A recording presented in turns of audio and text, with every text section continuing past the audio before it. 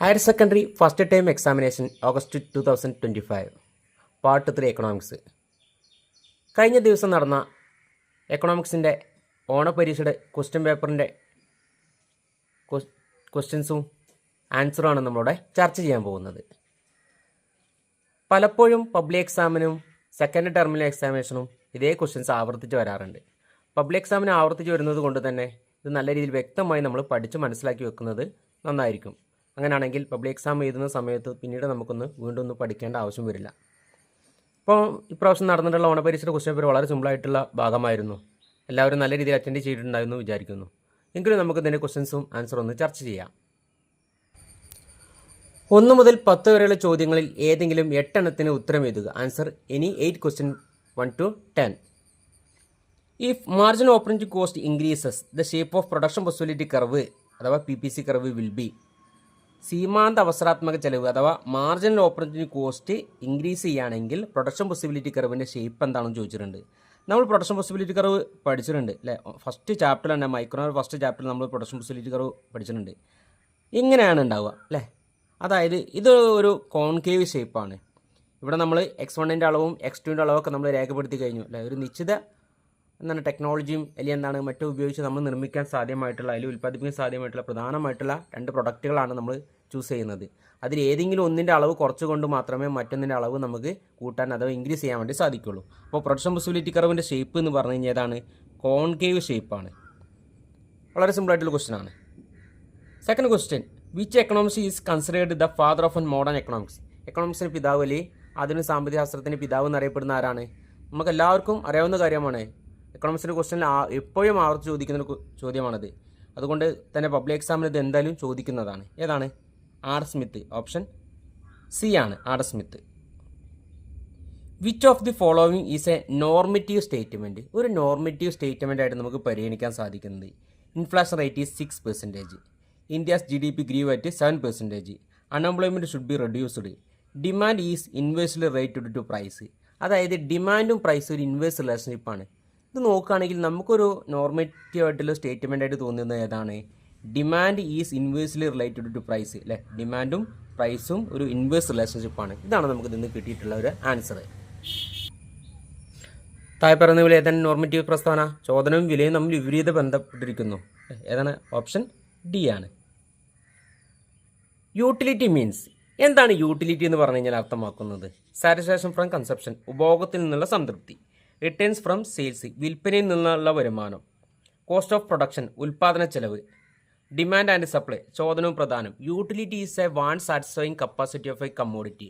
ഒരു വസ്തുവിനെ നമ്മളെ സംതൃപ്തനാക്കാൻ കഴിവുണ്ടെന്നുണ്ടെങ്കിൽ ആ വസ്തുവിനെ നമ്മൾ ഉണ്ടെന്ന് പറയും? യൂട്ടിലിറ്റി ഉണ്ടെന്ന് പറയും. സാറ്റിസ്ഫാക്ഷൻ ഫ്രം കൺസപ്ഷൻ, ഉപഭോഗത്തിൽ നിന്നുള്ള സംതൃപ്തി, ആ വസ്തുവിൽ നിന്ന് കിട്ടുന്ന സംതൃപ്തി ആണ് ഇവിടെ സാറ്റിസ്ഫാക്ഷൻ ഫ്രം കൺസപ്ഷൻ എന്ന് പറയുന്നത്. ഉപഭോഗത്തിൽ നിന്നുള്ള സംതൃപ്തി ഓപ്ഷൻ എ ആണ്.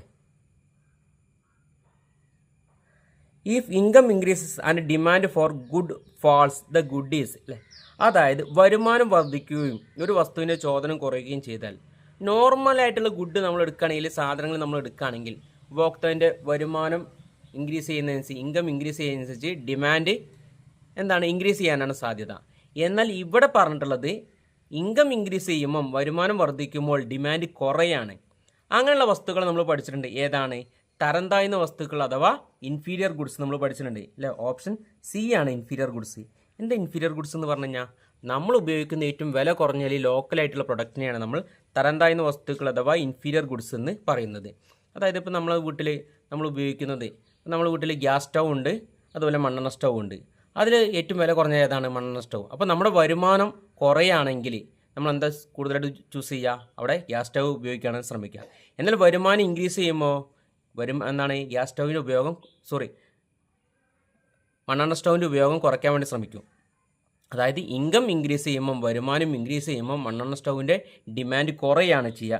അതായത് കെറോസിൻ സ്റ്റൗവിൻ്റെ ഡിമാൻഡ് കുറയാണ് ചെയ്യുക. അപ്പോൾ അങ്ങനെയുള്ള വസ്തുക്കളെ നമ്മൾ എന്താണെന്ന് വിളിക്കുക?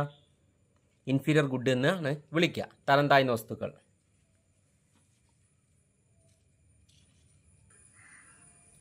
Sixth question, when the demand curve is vertical elasticity is.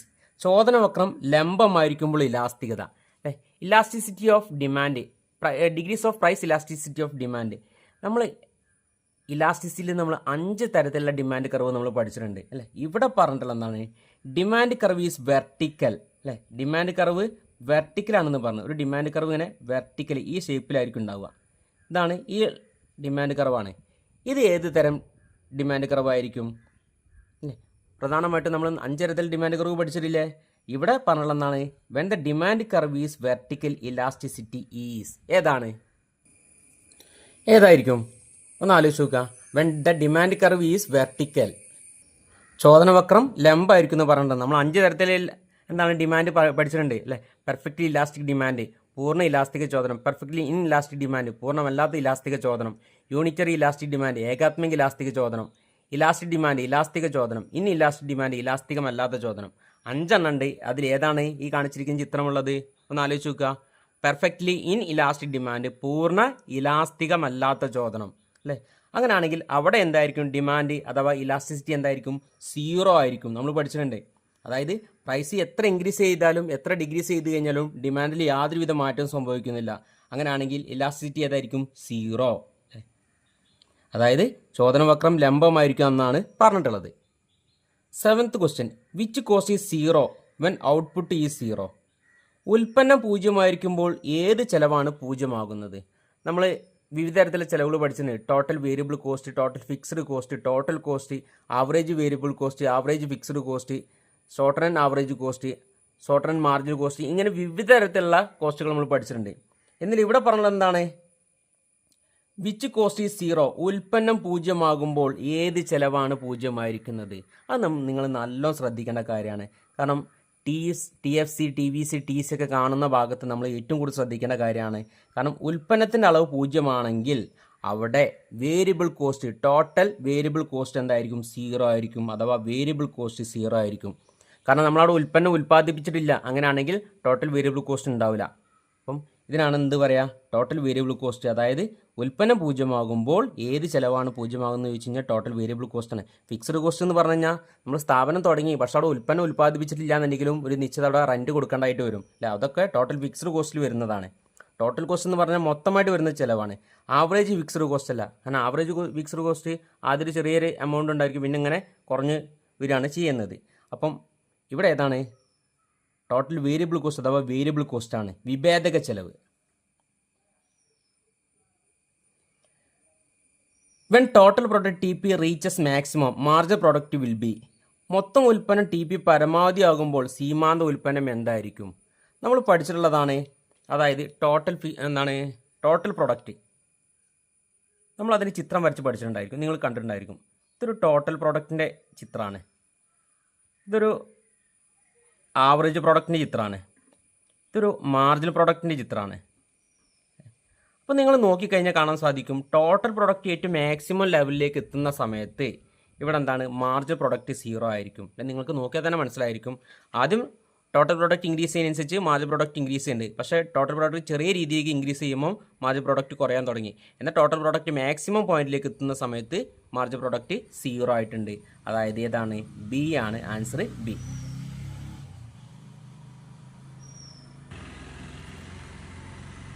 9th question, which is one of these is related to macro economics?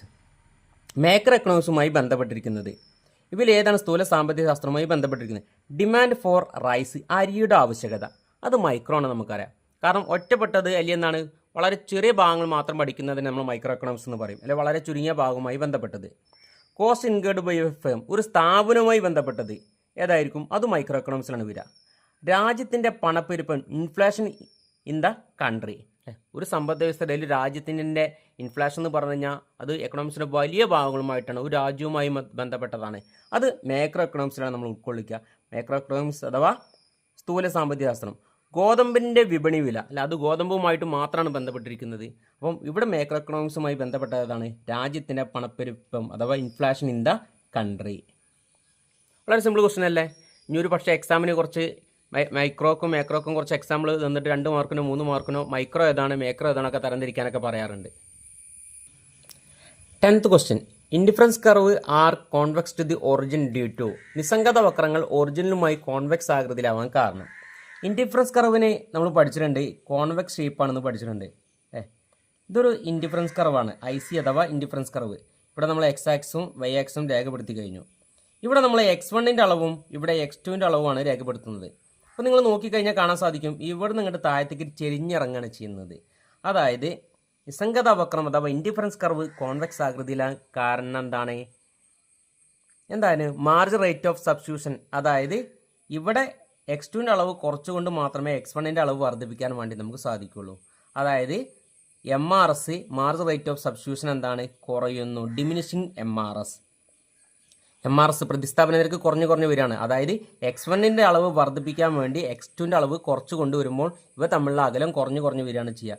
അതായത് മാർജിൻ റേറ്റ് ഓഫ് സബ്സ്റ്റിറ്റ്യൂഷൻ അഥവാ diminishing margin rate of substitution MRS കുറയുന്നതാണ് ഇതിന് പ്രധാനമായിട്ടുള്ള കാരണം. Answer any 4 questions from 11 to 15 each carries 2 score. 11 മുതൽ 15 വരെയുള്ള ചോദ്യങ്ങൾ ഏതെങ്കിലും 4 എണ്ണത്തിന് ഉത്തരം എഴുതുക. 2 സ്കോർ വീതം. 11ാമത്തെ ക്വസ്റ്റ്യൻ മോണോട്ടോണിക് പ്രിഫറൻസ് മോണോട്ടോണിക് മുൻഗണന നിർവചിക്കുക. എന്താണ് മോണോട്ടോണിക് മുൻഗണന അഥവാ മോണോട്ടോണിക് പ്രിഫറൻസ് എന്ന് പറഞ്ഞു കഴിഞ്ഞാൽ നമ്മൾ സെക്കൻഡ് ചാപ്റ്ററിൽ ഇൻഡിഫറൻസ് കർവ് പഠിക്കുന്നതിന് മുമ്പായിട്ട് നമ്മൾ പഠിക്കുന്നുണ്ട് മോണോട്ടോണിക് പ്രിഫറൻസ് എന്ന് പറഞ്ഞു കഴിഞ്ഞാൽ. അപ്പോൾ നമ്മൾ ഒരുപാട് ബണ്ടിലുകൾ ചൂസ് ചെയ്യും. അപ്പോൾ നമ്മൾ 1 ഇതൊരു ബണ്ടിലാണ്, 1 2 2 1 ഇങ്ങനെ ഒരുപാട് ബണ്ടിലുകളുണ്ട്. ഇതിൽ നമുക്ക് ഇഷ്ടമുള്ള നമുക്ക് ചൂസ് ചെയ്യാവുന്നതാണ്. എന്നാൽ ഇതിലേതെങ്കിലും ഒന്ന് തിരഞ്ഞെടുക്കുമ്പോൾ ഏതൊരു ബണ്ടിൽ തിരഞ്ഞെടുക്കുമ്പോൾ മറ്റേ ബണ്ടിലുമായി താരതമ്യം ചെയ്യുമ്പോൾ അളവ് കുറയാനും പാടില്ല, എന്നാലറ്റ് കൂടുകയും വേണം. ഇവിടെ നമുക്ക് 1 2 എന്നൊരു ബണ്ടിലിന് പകരം നമുക്ക് 1 3 എന്നൊരു ബണ്ടിൽ തിരഞ്ഞെടുക്കാം അല്ലേ. അല്ലെങ്കിൽ ഇവിടെ 1 2 എന്നൊരു ബണ്ടിലിന് പകരം നമുക്ക് എന്താണ് 2 2 എന്നൊരു ബണ്ടിൽ തിരഞ്ഞെടുക്കാം. ഇവിടെ നോക്കിക്കഴിഞ്ഞാൽ നിങ്ങൾക്ക് കാണാൻ സാധിക്കും മറ്റൊരു ബണ്ടിൽ ചൂസ് ചെയ്യുമ്പോൾ ഒന്നാമത്തിൻ്റെ അളവ് കുറയുന്നില്ല, എന്നാൽ രണ്ടാമത്തിൻ്റെ അളവ് കൂടുകയും ചെയ്യുന്നു. ഇതിനാണ് നമ്മൾ എന്തെന്ന് പറയാം മോണോട്ടോണിക് പ്രിഫറൻസ് എന്ന് പറയുന്നത്. ഏതെങ്കിലും 2 ബണ്ടിലുകളിൽ ഏത് ബണ്ടിലാണോ മറ്റേ ബണ്ടിലുമായി താരതമ്യം ചെയ്യുമ്പോൾ ഒരു സാധനത്തിൻ്റെ ഒരു അളവ് മാത്രമെങ്കിലും കൂടുതലുള്ളതും മറ്റേ സാധനത്തിൻ്റെ അളവ് ഒട്ടും കുറയാതിരിക്കുകയും ചെയ്യുന്നത് ആ ബണ്ടിലിന് നമ്മളെന്താണ് ഉപഭോക്താവ് മുൻഗണന കൊടുക്കും. ഇതിനാണ് നമ്മൾ എന്തെന്ന് വിളിക്കുക മോണോട്ടോണിക് പ്രിഫറൻസ് എന്ന് വിളിക്കുക.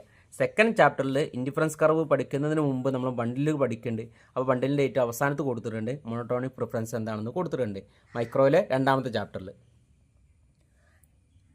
12th question what is marginal utility. എന്താണ് സീമാന്ത ഉപയോക്തത? നമ്മൾ പഠിക്കുമ്പോൾ നിങ്ങൾ ശ്രദ്ധിക്കേണ്ട കാര്യം total utility, average utility, marginal utility ഇതൊക്കെ കാണാൻ വേണ്ടി നിങ്ങൾ നല്ല രീതിയിൽ പഠിച്ചു വെക്കണം. കാരണം ഇതൊക്കെ 2 മാർക്കിനും 3 മാർക്കിനൊക്കെ പലപ്പോഴും ചോദിക്കാറുണ്ട്. ഇവിടെ ചോദിച്ചിട്ടുള്ളത് എന്താണ് മാർജിനൽ യൂട്ടിലിറ്റി അഥവാ സീമാന്ത ഉപയോക്തത. മാർജിനൽ യൂട്ടിലിറ്റി അഥവാ സീമാന്ത ഉപയോക്തത എന്ന് പറഞ്ഞു കഴിഞ്ഞാൽ തന്നിരിക്കുന്ന സാധനത്തിൻ്റെ 1 യൂണിറ്റ് കൂടി ഉപയോഗിക്കുന്നതിൽ നിന്ന് ലഭിക്കുന്ന അധിക ഉപയോക്തതയാണിത്. ഇപ്പോൾ നമ്മൾ മാങ്ങ കഴിക്കുകയാണ്. ഇപ്പോൾ ആദ്യം 1 കഴിച്ചപ്പോൾ നമുക്ക് നല്ലൊരു സാറ്റിസ്ഫാക്ഷൻ കിട്ടി. രണ്ടാമത് കഴിക്കുമ്പോൾ കുറച്ചും കൂടി സാറ്റിസ്ഫാക്ഷൻ കിട്ടും. എന്നാൽ ആദ്യം കിട്ടുന്നതിന് അത്ര രണ്ടാമത്തിൽ കിട്ടില്ല. അപ്പോൾ നമ്മൾ ആദ്യം കഴിച്ചതിൽ നിന്ന് രണ്ടാമത് കഴിക്കുമ്പോൾ നമുക്ക് കുറച്ചും കൂടി അധികമായിട്ട് എന്തോ ഒരു സാറ്റിസ്ഫാക്ഷൻ കിട്ടിയില്ലേ, അതെയാണ് നമ്മൾ മാർജിനൽ യൂട്ടിലിറ്റി എന്ന് പറയാം. അങ്ങനെ ഓരോ സാധനവും ഒരു നിശ്ചിത യൂണിറ്റ് കഴിക്കും തോറും അധികമായിട്ട് കിട്ടുന്നതിന് എന്താണോ അതിനെയാണ് മാർജിനൽ യൂട്ടിലിറ്റി എന്ന് പറയാം. അപ്പോൾ നമ്മളൊരു എക്സാമ്പിൾ പറയുകയാണെങ്കിൽ ഒരു മാങ്ങ കഴിച്ചപ്പോൾ നമുക്ക് അതിൽ നിന്നൊരു ടോട്ടൽ യൂട്ടിലിറ്റി 10 യൂണിറ്റാണ് കിട്ടിയത്. എന്നാൽ രണ്ടാമത്തെ മാങ്ങ കഴിച്ചപ്പോൾ നമുക്ക് ആദ്യത്തതും രണ്ടാമത്തോടും കൂട്ടി നമുക്ക് എന്താണ് 18 യൂണിറ്റ് യൂട്ടിലിറ്റി കിട്ടി. പക്ഷേ ഒന്നാമതിൽ നിന്ന് രണ്ടാമത് കഴിച്ചപ്പോൾ അവിടെ അധികമായിട്ട് കിട്ടിയത് എത്രയാണ്? ആദ്യത്തെ 10 കിട്ടി, രണ്ടാമത് 18ലേക്ക് മാറിയപ്പം 8 നമുക്ക് അധികം കിട്ടിയുള്ളത്. അതിനെയാണ് നമ്മൾ എന്തെന്ന് വിളിക്കുക മാർജിനൽ യൂട്ടിലിറ്റി എന്ന് വിളിക്കുന്നത്. സീമാന്ത ഉപയോക്തത അഥവാ മാർജിനൽ യൂട്ടിലിറ്റി. ഒരു സാധനം അധികമായിട്ട് ഉപയോഗിക്കുമ്പോൾ അതിന് അധികമായിട്ട് കിട്ടുന്നതിന് സാറ്റിസ്ഫാക്ഷൻ എന്താണോ അല്ലെങ്കിൽ സംതൃപ്തി എന്താണോ അതിനെയാണ് നമ്മൾ മാർജിനൽ യൂട്ടിലിറ്റി എന്ന് പറയുന്നത്. ഇതും 2ാമത്തെ ചാപ്റ്ററിൽ കൊടുത്തിട്ടുണ്ട് അല്ലെ. യൂട്ടിലിറ്റിനെ കുറിച്ച് പഠിക്കുമ്പോൾ 2ാമത്തെ ചാപ്റ്ററിൽ തുടക്കത്തിൽ തന്നെ ഇവിടെ കൊടുത്തിട്ടുണ്ട് മൈക്രോ എക്കണോമിക്സിൽ. 13ാമത്തെ question QD = 10 - 2p is the demand function. Calculate price elasticity of demand if the price of the commodity is റസ് 3. ഇവിടെ QD നമുക്ക് തന്നിട്ടുണ്ട് 10 - 2p. QD = 10 - 2p. p എന്താണ് നമുക്ക് തന്നിട്ടുണ്ട്? 3 ആണെന്നും തന്നിട്ടുണ്ട്. ചെയ്ത് നോക്കാം. 10 - 2 × 3.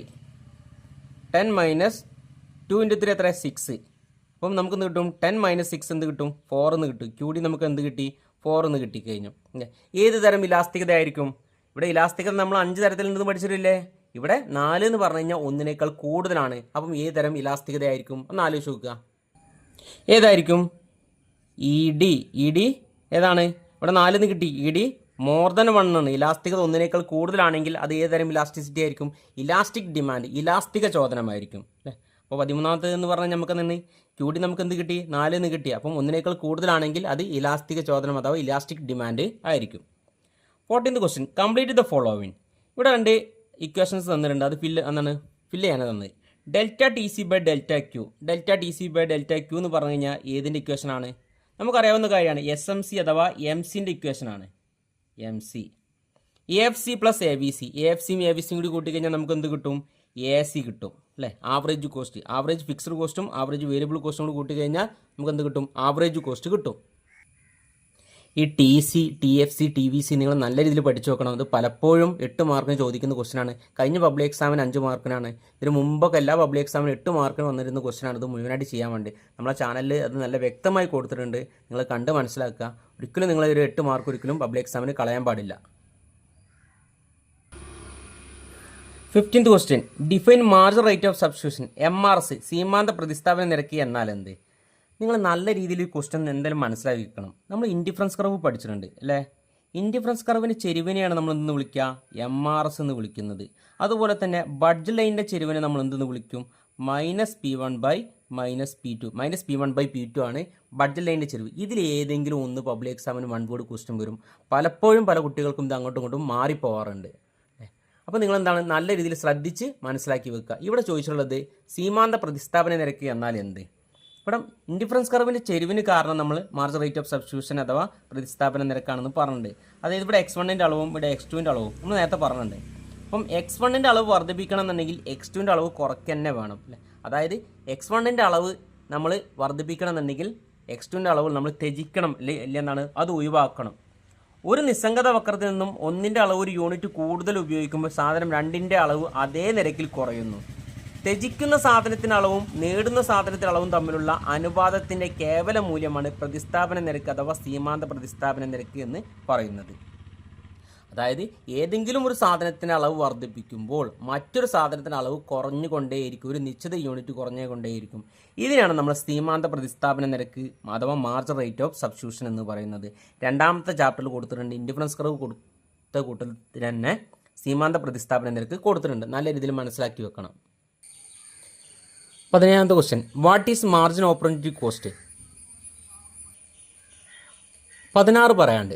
Observe the following diagram. താഴെ നൽകിയിരിക്കുന്ന ഡയഗ്രാം നിരീക്ഷിക്കുക. ഇവിടെ ചിത്രം കൊടുത്തിട്ടുണ്ട്. ചിത്രത്തിൻ്റെ പേര് പറയുക. Name the diagram, identify the point A and B. ഇതൊരു പ്രൊഡക്ഷൻ പോസിബിലിറ്റി കർവാണ്. നമുക്ക് എല്ലാവർക്കും അറിയാവുന്ന കാര്യമാണ്. PPC അഥവാ പ്രൊഡക്ഷൻ പോസിബിലിറ്റി കർവ്, ഉൽപാദന സാധ്യതാ വക്രം. എ ബി എന്നീ ബിന്ദുക്കളെ തിരിച്ചറിയുക. ഇവിടെ എ എന്ന ബിന്ദുവും ഉള്ളിലും കൊടുത്തിട്ടുണ്ട്. ഇനി കർവുമ്മൽ ബി എന്നൊരു ബിന്ദുവും കൊടുത്തിട്ടുണ്ട്. എ എന്ന് പറഞ്ഞാൽ അണ്ടർ യൂട്ടിലൈസേഷൻ, ഭാഗിക ഉപയോഗം. നമ്മുടെ ടെക്നോളജിയും ഇതൊന്നും നമ്മൾ മുഴുവനായിട്ട് ഉപയോഗിക്കുന്നില്ല. ഭാഗിക ഉപയോഗം അഥവാ അണ്ടർ യൂട്ടിലൈസേഷൻ. ബി എന്ന പോയിന്റ് നമ്മൾ ടെക്നോളജി മറ്റും മുഴുവനായിട്ട് ഉപയോഗിക്കുകയാണ് ചെയ്യുന്നത്. ഫുൾ യൂട്ടിലൈസേഷൻ അഥവാ പൂർണ്ണ ഉപയോഗം, വിഭവങ്ങളുടെ പൂർണ്ണവും കാര്യക്ഷമവുമായിട്ടുള്ള ഉപയോഗത്തെയാണ് നമ്മൾ ബി എന്ന് പറയുന്നത്. അപ്പം എ എന്ന് പറഞ്ഞാൽ അണ്ടർ യൂട്ടിലൈസേഷൻ, ഭാഗിക ഉപയോഗം.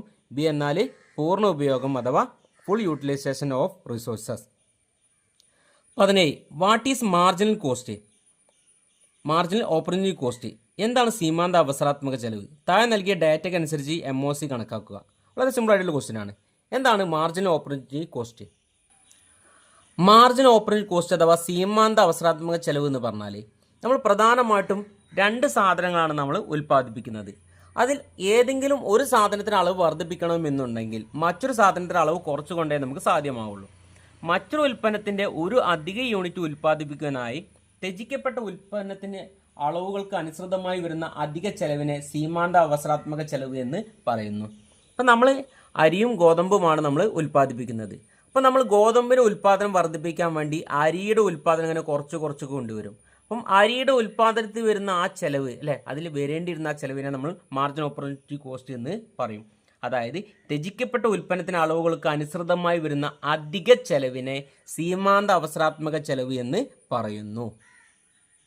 ഇനി ഇവിടെ ഇത് കണ്ടെത്താൻ വേണ്ടി പറഞ്ഞിട്ടുണ്ട്. ഇവിടെ ഗുഡ് 1ൻ്റെ അളവും ഗുഡ് 2ൻ്റെ അളവും നമ്മൾ കൊടുത്തിട്ടുണ്ട് അല്ലേ.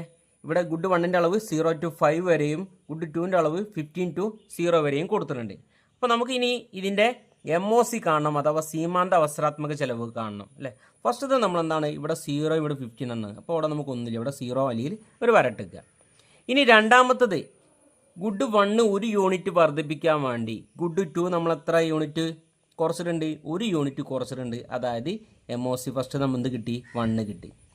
ഇനി ഇവിടെ ഗുഡ് 1 2 യൂണിറ്റ്, 1ൽ നിന്ന് 2 യൂണിറ്റായി വർദ്ധിപ്പിക്കാൻ വേണ്ടി ഇവിടെ നമ്മൾ 14 നിന്ന് 12ലേക്ക് കുറച്ചു. എത്ര യൂണിറ്റിൻ്റെ കുറവ് സംഭവിച്ചു, 2 യൂണിറ്റിൻ്റെ കുറവ് സംഭവിച്ചു.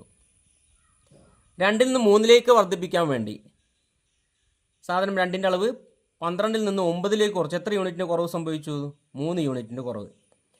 3ൽ നിന്ന് 4ലേക്ക് വർദ്ധിപ്പിക്കാൻ വേണ്ടിയോ ഇവിടെ 4 യൂണിറ്റിൻ്റെ കുറവ് വരുത്തി. അടുത്തതോ 5 യൂണിറ്റിലേക്ക് വർദ്ധിപ്പിക്കാൻ വേണ്ടി 5ന് 0 ആയി മാറി. അതായത് ഗുഡ് 1 മുഴുവനായിട്ട് ഉൽപ്പാദിപ്പിക്കാൻ തുടങ്ങിയപ്പം ഗുഡ് 2ൻ്റെ അളവ് നമ്മൾ 0 ആയിട്ടുണ്ട്, അഥവാ 5 യൂണിറ്റ്.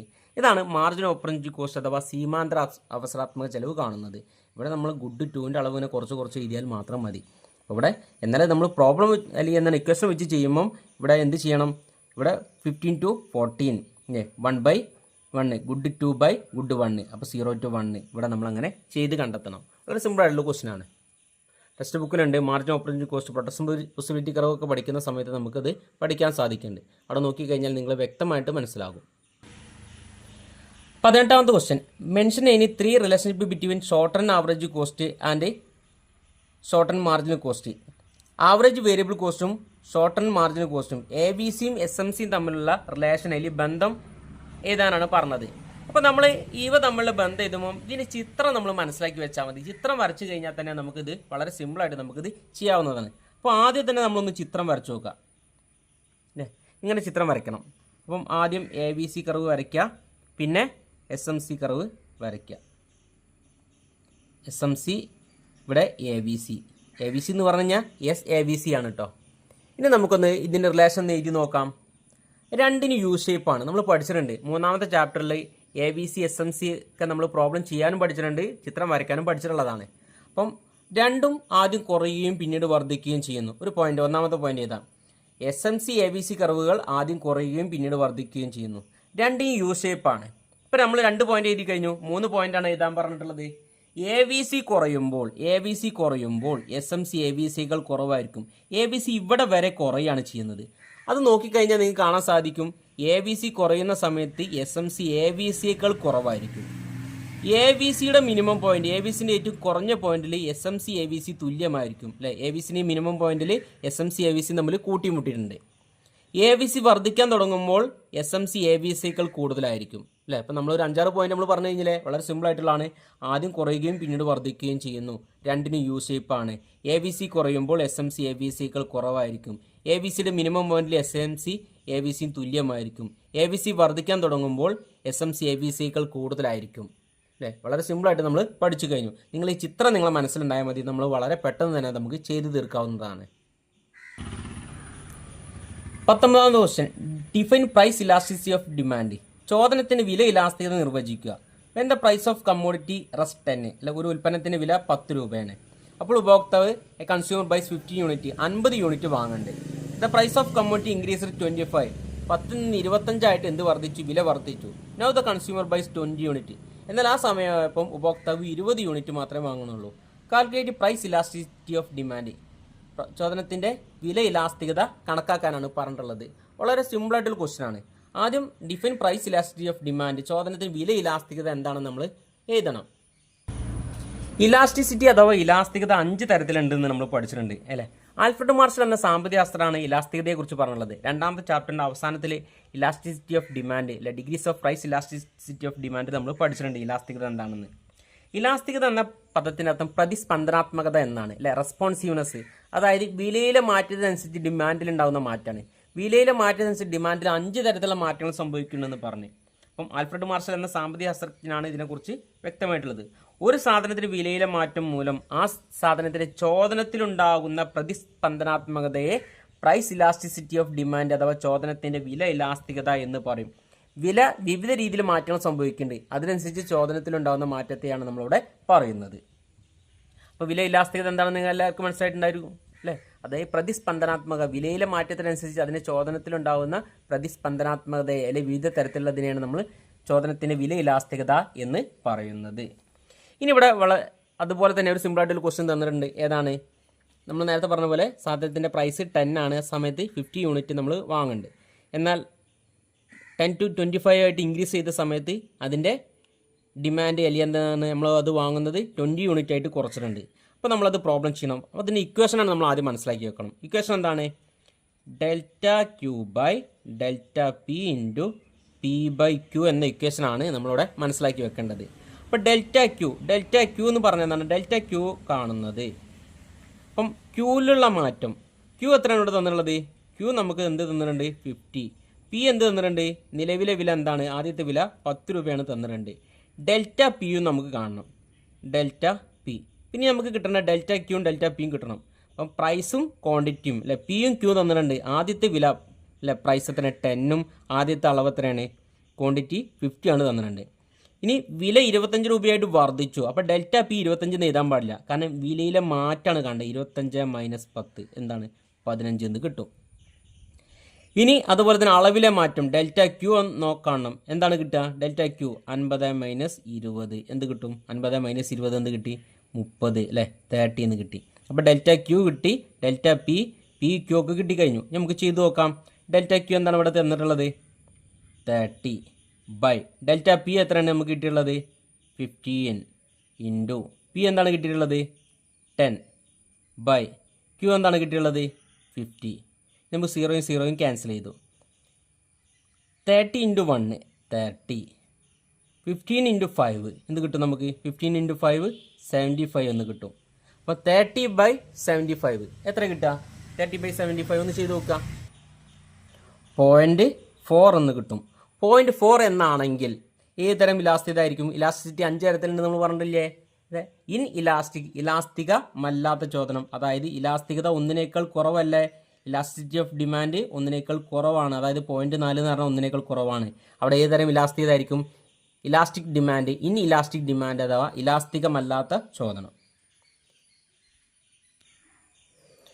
എന്താണ് സൂക്ഷ്മ സാമ്പത്തിക ശാസ്ത്രം? What is micro economics? How to differed from micro economics? സ്ഥൂല സാമ്പത്തിക ശാസ്ത്രത്തിൽ നിന്ന് എങ്ങനെ വ്യത്യാസപ്പെട്ടിരിക്കുന്നു? ഒന്നാമത്തെ ചാപ്റ്റർ മൈക്രോ എക്കണോമിക്സിന് ഒന്നാമത്തെ ചാപ്റ്റർ അവസാനത്തിൽ കൊടുത്തിട്ടുണ്ട്. മൈക്രോ എക്കണോമിക്സ് മൈക്രോ എക്കണോമിക്സ് നമ്മളെ വ്യത്യാസം അല്ലേ? Micro economics derived from Greek word micros. Micro economics രൂപം കൊണ്ടത് ഗ്രീക്ക് വായ മൈക്രോസിൽ നിന്നും, മൈക്രോ എക്കണോമിക്സ് രൂപം കൊണ്ടത് ഗ്രീക്ക് വേർഡായ മൈക്രോസിൽ നിന്നുമാണ്. മൈക്രോസ് എന്ന് പറഞ്ഞു കഴിഞ്ഞാൽ സ്മോൾ എന്നാണ്, ചെറുത് എന്നാണ് അർത്ഥം. മൈക്രോസ് എന്ന് പറഞ്ഞു കഴിഞ്ഞാൽ ബിഗ് അല്ലെങ്കിൽ ഹ്യൂജ് എന്നാണ് അർത്ഥം അല്ലേ? അതായത് മൈക്രോ എക്കണോമിക്സിൻ്റെ ചെറിയ ഭാഗങ്ങളെ കുറിച്ച് മാത്രമേ പഠിക്കുന്നുള്ളൂ. Price of commodity, price of എന്താണ് പ്രൊഡക്ഷൻ ഓഫ് എ ഫേം, ഇങ്ങനെ ചെറിയ ഭാഗങ്ങൾ എന്താണ് ഹ്യൂമൻ ബിഹേവിയർ അല്ലെങ്കിൽ കൺസ്യൂമർ ബിഹേവിയർ, ഇങ്ങനത്തെ ചെറിയ കാര്യങ്ങളെക്കുറിച്ച് മാത്രമേ പഠിക്കുന്നുള്ളൂ, പ്രൈസ് ഓഫ് ദി കമ്മോഡിറ്റി പോലുള്ള. എന്നാൽ മാക്രോ എക്കണോമിക്സ് എന്ന് പറഞ്ഞു കഴിഞ്ഞാൽ വലിയ കാര്യങ്ങളെക്കുറിച്ച് aggregate demand, aggregate supply, export, import, national income അല്ലേ, ഇങ്ങനെയുള്ള ഒരുപാട് അൺഎംപ്ലോയ്മെൻറ്റ്, ടോട്ടൽ പോപ്പുലേഷൻ, ഇങ്ങനത്തെ ഒരുപാട് വലിയ വിഭാഗങ്ങളെക്കുറിച്ച് പഠിക്കുന്നതിനാണ് നമ്മൾ മാക്രോ എക്കണോമിക്സ് എന്ന് പറയുന്നത്. അപ്പോൾ മാക്രോ എക്കണോമിക്സ് എന്താണെന്ന് നിങ്ങൾക്ക് മനസ്സിലായിട്ടുണ്ടാവും. എക്കണോമിക്സിൻ്റെ ഒന്നാമത്തെ ചാപ്റ്ററിൻ്റെ അവസാനത്ത് കൊടുത്തിട്ടുണ്ട് മൈക്രോ എക്കണോമിക്സും തമ്മിലുള്ള ഡിഫറൻസ്. 21 മുതൽ 25 വരെ ചോദ്യങ്ങൾ ഏതെങ്കിലും 4 എണ്ണത്തിന് ഉത്തരം എഴുതുക. 4 സ്കോർ വീതം. 21 differentiate between centrally planned economy and market economy. കേന്ദ്രീകൃത ആസൂത്രിത സമ്പദ് വ്യവസ്ഥയും അഥവാ സോഷ്യൽ സമ്പദ് വ്യവസ്ഥയും കമ്പോള സമ്പദ് വ്യവസ്ഥ അഥവാ ക്യാപിറ്റലിസ്റ്റ് അല്ലെങ്കിൽ മുതലാളിത്ത സമ്പദ് വ്യവസ്ഥയും തമ്മിൽ വേർതിരിക്കുക. ഓരോന്നിനെയും 2 സവിശേഷതകൾ വീതം എഴുതുക. വളരെ സിമ്പിൾ ആയിട്ടുള്ള ക്വസ്റ്റൻ ആണ്. ഒന്നാമത്തെ ചാപ്റ്ററിൻ്റെ അവസാനത്തിൽ കൊടുത്തിട്ടുണ്ട് ഓർഗനൈസേഷൻ ഓഫ് എക്കണോമിക് ആക്ടിവിറ്റി, സാമ്പത്തിക പ്രവർത്തനങ്ങളുടെ സംഘാടനം. അവിടെ 3 തരത്തിലുള്ള സമ്പദ് വ്യവസ്ഥ നമ്മൾ പഠിച്ചിട്ടുണ്ട്.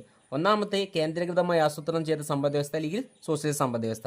രണ്ടാമത് കമ്പോള സമ്പദ് വ്യവസ്ഥ, മാർക്കറ്റ് എക്കോണമി അല്ലെങ്കിൽ ക്യാപിറ്റലിസ്റ്റ് അല്ലെങ്കിൽ മുതലാളിത്ത സമ്പദ് വ്യവസ്ഥ. മൂന്നാമത്തെ മിശ്ര സമ്പദ് വ്യവസ്ഥ. രണ്ടിൻ്റെയും സവിശേഷതകൾ കൂടി ചേർന്നത് സമ്പദ് വ്യവസ്ഥയാണ്. അപ്പം ഇവിടെ ഈ 2 എണ്ണത്തിൻ്റെ സവിശേഷത ഇതാണ് പറഞ്ഞിട്ടുള്ളത്. പലപ്പോഴും വൺവേർഡ് ക്വസ്റ്റ്യൻ വരാറുണ്ട്, ഇന്ത്യ സമ്പദ് വ്യവസ്ഥ ഏത് തരം സമ്പദ് വ്യവസ്ഥയാണെന്ന്. ഇന്ത്യ ഒരു മിശ്ര സമ്പദ് വ്യവസ്ഥയാണ്. അപ്പോൾ കേന്ദ്രീകൃതമായി ആസൂത്രണം ചെയ്ത സമ്പദ് വ്യവസ്ഥ എന്ന് പറഞ്ഞു കഴിഞ്ഞാൽ അടിസ്ഥാന സാമ്പത്തിക പ്രശ്നങ്ങൾക്ക് പരിഹാരം കാണുന്നത് ഗവൺമെൻറ്റാണ്. ഗവൺമെൻറ് പ്ലാനിങ്ങിലൂടെയാണ് എല്ലാ കാര്യങ്ങളും നടപ്പിലാക്കുക. അവിടെ കമ്പോളത്തിന് അല്ലെങ്കിൽ സ്വകാര്യ വ്യക്തികൾക്ക് യാതൊരുവിധ പ്രാധാന്യമില്ല. എന്തുൽപ്പാദിപ്പിക്കണം, എങ്ങനെ ഉൽപ്പാദിപ്പിക്കണം, ആർക്ക് വേണ്ടി ഉൽപ്പാദിപ്പിക്കണം, എല്ലാ കാര്യങ്ങളും തീരുമാനിക്കുന്നതും അതിനെക്കുറിച്ച് വ്യക്തമായിട്ട് പ്ലാനിങ്ങിലൂടെ കാര്യങ്ങൾ നടപ്പിലാക്കുന്ന ആരായിരിക്കും? ഗവൺമെൻറ് ആയിരിക്കും അല്ലേ? ജനങ്ങളുടെ ക്ഷേമത്തിന് വേണ്ടിയാണ് ഗവൺമെൻറ് പ്രവർത്തിക്കുക. അപ്പോൾ ഗവൺമെൻറ്റായിട്ട് ഒരുപാട് സ്ഥാപനങ്ങളും മറ്റൊക്കെ കൊണ്ടുവരികയും ഒരുവിധ സ്ഥാപനങ്ങളൊക്കെ ആര് നിയന്ത്രിച്ച് നടപ്പിലാക്കും? ഗവൺമെൻറ് നടപ്പിലാക്കും. എന്നാൽ കമ്പോള സമ്പദ് വ്യവസ്ഥ, മാർക്കറ്റ് എക്കോണമി അല്ലെങ്കിൽ മുതലാളിത്ത സമ്പദ് വ്യവസ്ഥയിൽ ക്യാപിറ്റലിസ്റ്റ് എക്കോണമിയിൽ എല്ലാ കാര്യങ്ങളും തീരുമാനിക്കുന്നത്, അടിസ്ഥാന സാമ്പത്തിക പ്രശ്നങ്ങൾക്ക് പരിഹാരം കാണുന്നത് വില സംവിധാനത്തിലൂടെ ആരായിരിക്കും? മുതലാളിമാരുടെ എലിയിൽ സ്വകാര്യ മേഖലയാണ് എല്ലാത്തിനും പരിഹാരം കാണുക. അങ്ങനെയുള്ള സമ്പദ് വ്യവസ്ഥക്ക് ഉദാഹരണം ചോദിച്ചിട്ടുണ്ട്. അമേരിക്കയാണ് ഇങ്ങനെയുള്ള സമ്പദ് വ്യവസ്ഥക്ക് ഉദാഹരണം. എന്നാൽ സോഷ്യൽ സമ്പദ് വ്യവസ്ഥ അല്ലെങ്കിൽ കേന്ദ്രീകൃത ആസൂത്രണം ചെയ്ത സമ്പദ് വ്യവസ്ഥക്ക് ഉദാഹരണമാണ് ചൈന. അപ്പോൾ ഇതിൻ്റെ സവിശേഷത എന്ന് പറഞ്ഞു കഴിഞ്ഞാൽ രാജ്യത്ത് എന്ത് ഉൽപ്പാദിപ്പിക്കണം, എങ്ങനെ ഉൽപ്പാദിപ്പിക്കണം, ആർക്ക് വേണ്ടി ഉൽപ്പാദിപ്പിക്കണം, എല്ലാ കാര്യങ്ങളും തീരുമാനിക്കുന്ന ആരായിരിക്കും? സ്വകാര്യ വ്യക്തികൾ അല്ലെങ്കിൽ സ്വകാര്യ മേഖലയായിരിക്കും. 22ാമത് question, what is return scale? എന്താണ് തോതനുസരിച്ചുള്ള പ്രത്യയം? തോതനുസരിച്ചുള്ള പ്രത്യയം 3 ഘട്ടങ്ങൾ ചർച്ച ചെയ്യുക. അപ്പോൾ ഇതും ഏതാണ് പറഞ്ഞ 4 മാർക്ക് ക്വസ്റ്റ്യൻ ആണ്. തോതനുസരിച്ചുള്ള പ്രത്യയം എന്ന് പറഞ്ഞാൽ ഇതൊരു ദീർഘകാല ഉൽപ്പാദന ധർമ്മമാണ്. ദീർഘകാലത്ത് എല്ലാ നിവേശങ്ങളും വിഭേദ നിവേശങ്ങളായിരിക്കും. എല്ലാ ഉൽപ്പന്നത്തിൻ്റെ അളവിലും മാറ്റങ്ങൾ സംഭവിച്ചുകൊണ്ടേയിരിക്കും അല്ലേ? നിവേശങ്ങളിൽ ഉൽപ്പന്നത്തിൻ്റെ അളവിലേക്ക് എല്ലാത്തിൻ്റെ അളവിലും മാറ്റം സംഭവിച്ചുകൊണ്ടേയിരിക്കും. അങ്ങനെയാണെങ്കിൽ ഇതിനെയാണ് നമ്മൾ എന്താ പറയുക? തോതനുസരിച്ചുള്ള പ്രത്യയം എന്ന് പറയുന്നത്. തോതനുസരിച്ചുള്ള പ്രത്യയം ഒരു ദീർഘകാല ഉൽപ്പാദന ധർമ്മമാണ്. ദീർഘകാലയളവിൽ സ്ഥിര നിവേശങ്ങൾ വിഭേദക നിവേശങ്ങൾ എന്ന വ്യത്യാസം ഉണ്ടാവില്ല. എല്ലാതരം നിവേശങ്ങളും എന്ത് തന്നെയായിരിക്കും? വിഭേദക നിവേശങ്ങളായിരിക്കും. എല്ലാത്തിൻ്റെ അളവിലും മാറ്റം സംഭവിച്ചു കൊണ്ടേയിരിക്കും അല്ലേ? അങ്ങനെയാണെങ്കിൽ ഉൽപ്പന്നത്തിൻ്റെ കാലഘട്ടത്തെ അല്ലെങ്കിൽ ഉൽപ്പാദനത്തെ നിവേശങ്ങളുടെ മാറ്റത്തിനനുസരിച്ച് ഉൽപ്പാദനത്തിൽ മാറ്റം സംഭവിക്കും അല്ലേ? എല്ലാ അസംസ്കൃത വസ്തുക്കളിലും അല്ലെങ്കിൽ എല്ലാ നിവേശങ്ങളും മാറ്റം സംഭവിക്കും നമ്മൾ പറഞ്ഞു കഴിഞ്ഞു. അങ്ങനെയാണെങ്കിൽ എല്ലാ നിവേശങ്ങളും മാറ്റം സംഭവിക്കുന്നതനുസരിച്ച് ഉൽപ്പന്നത്തിൻ്റെ അളവിൽ മാറ്റങ്ങൾ സംഭവിക്കും. അല്ലെങ്കിൽ ഉൽപ്പന്നം 3 രീതിയിൽ പ്രതികരിക്കും എന്നാണ് പറഞ്ഞുള്ളത്. അതിന് നമ്മൾ ഇൻക്രീസ് ഇൻ റിട്ടേൺ സ്കെയിൽ അഥവാ IRS, കോൺസ്റ്റന്റ് റിട്ടേൺ സ്കെയിൽ അഥവാ CRS, decrease in return scale അഥവാ DRS എന്നിങ്ങനെ പറയുന്നത്. ഇൻക്രീസ് ഇൻ റിട്ടേൺ സ്കെയിൽ എന്ന് പറഞ്ഞു കഴിഞ്ഞാൽ ഉൽപ്പന്നത്തിലുണ്ടാകുന്ന ശതമാനം മാറ്റത്തേക്കാൾ കൂടുതൽ ശതമാനം മാറ്റം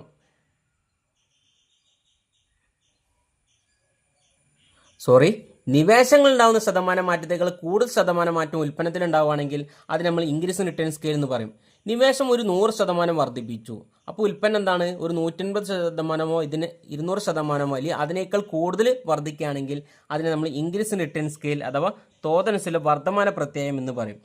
കോൺസ്റ്റന്റ് റിട്ടേൺ സ്കെയിൽ എന്ന് പറഞ്ഞു കഴിഞ്ഞാൽ നിവേശങ്ങൾ അഥവാ ഇൻപുട്ട് 100% വർദ്ധിച്ചപ്പോൾ ഔട്ട്പുട്ട് അല്ലെങ്കിൽ ഉൽപ്പന്നവും 100% മാത്രമേ വർദ്ധിച്ചിട്ടുള്ളൂ.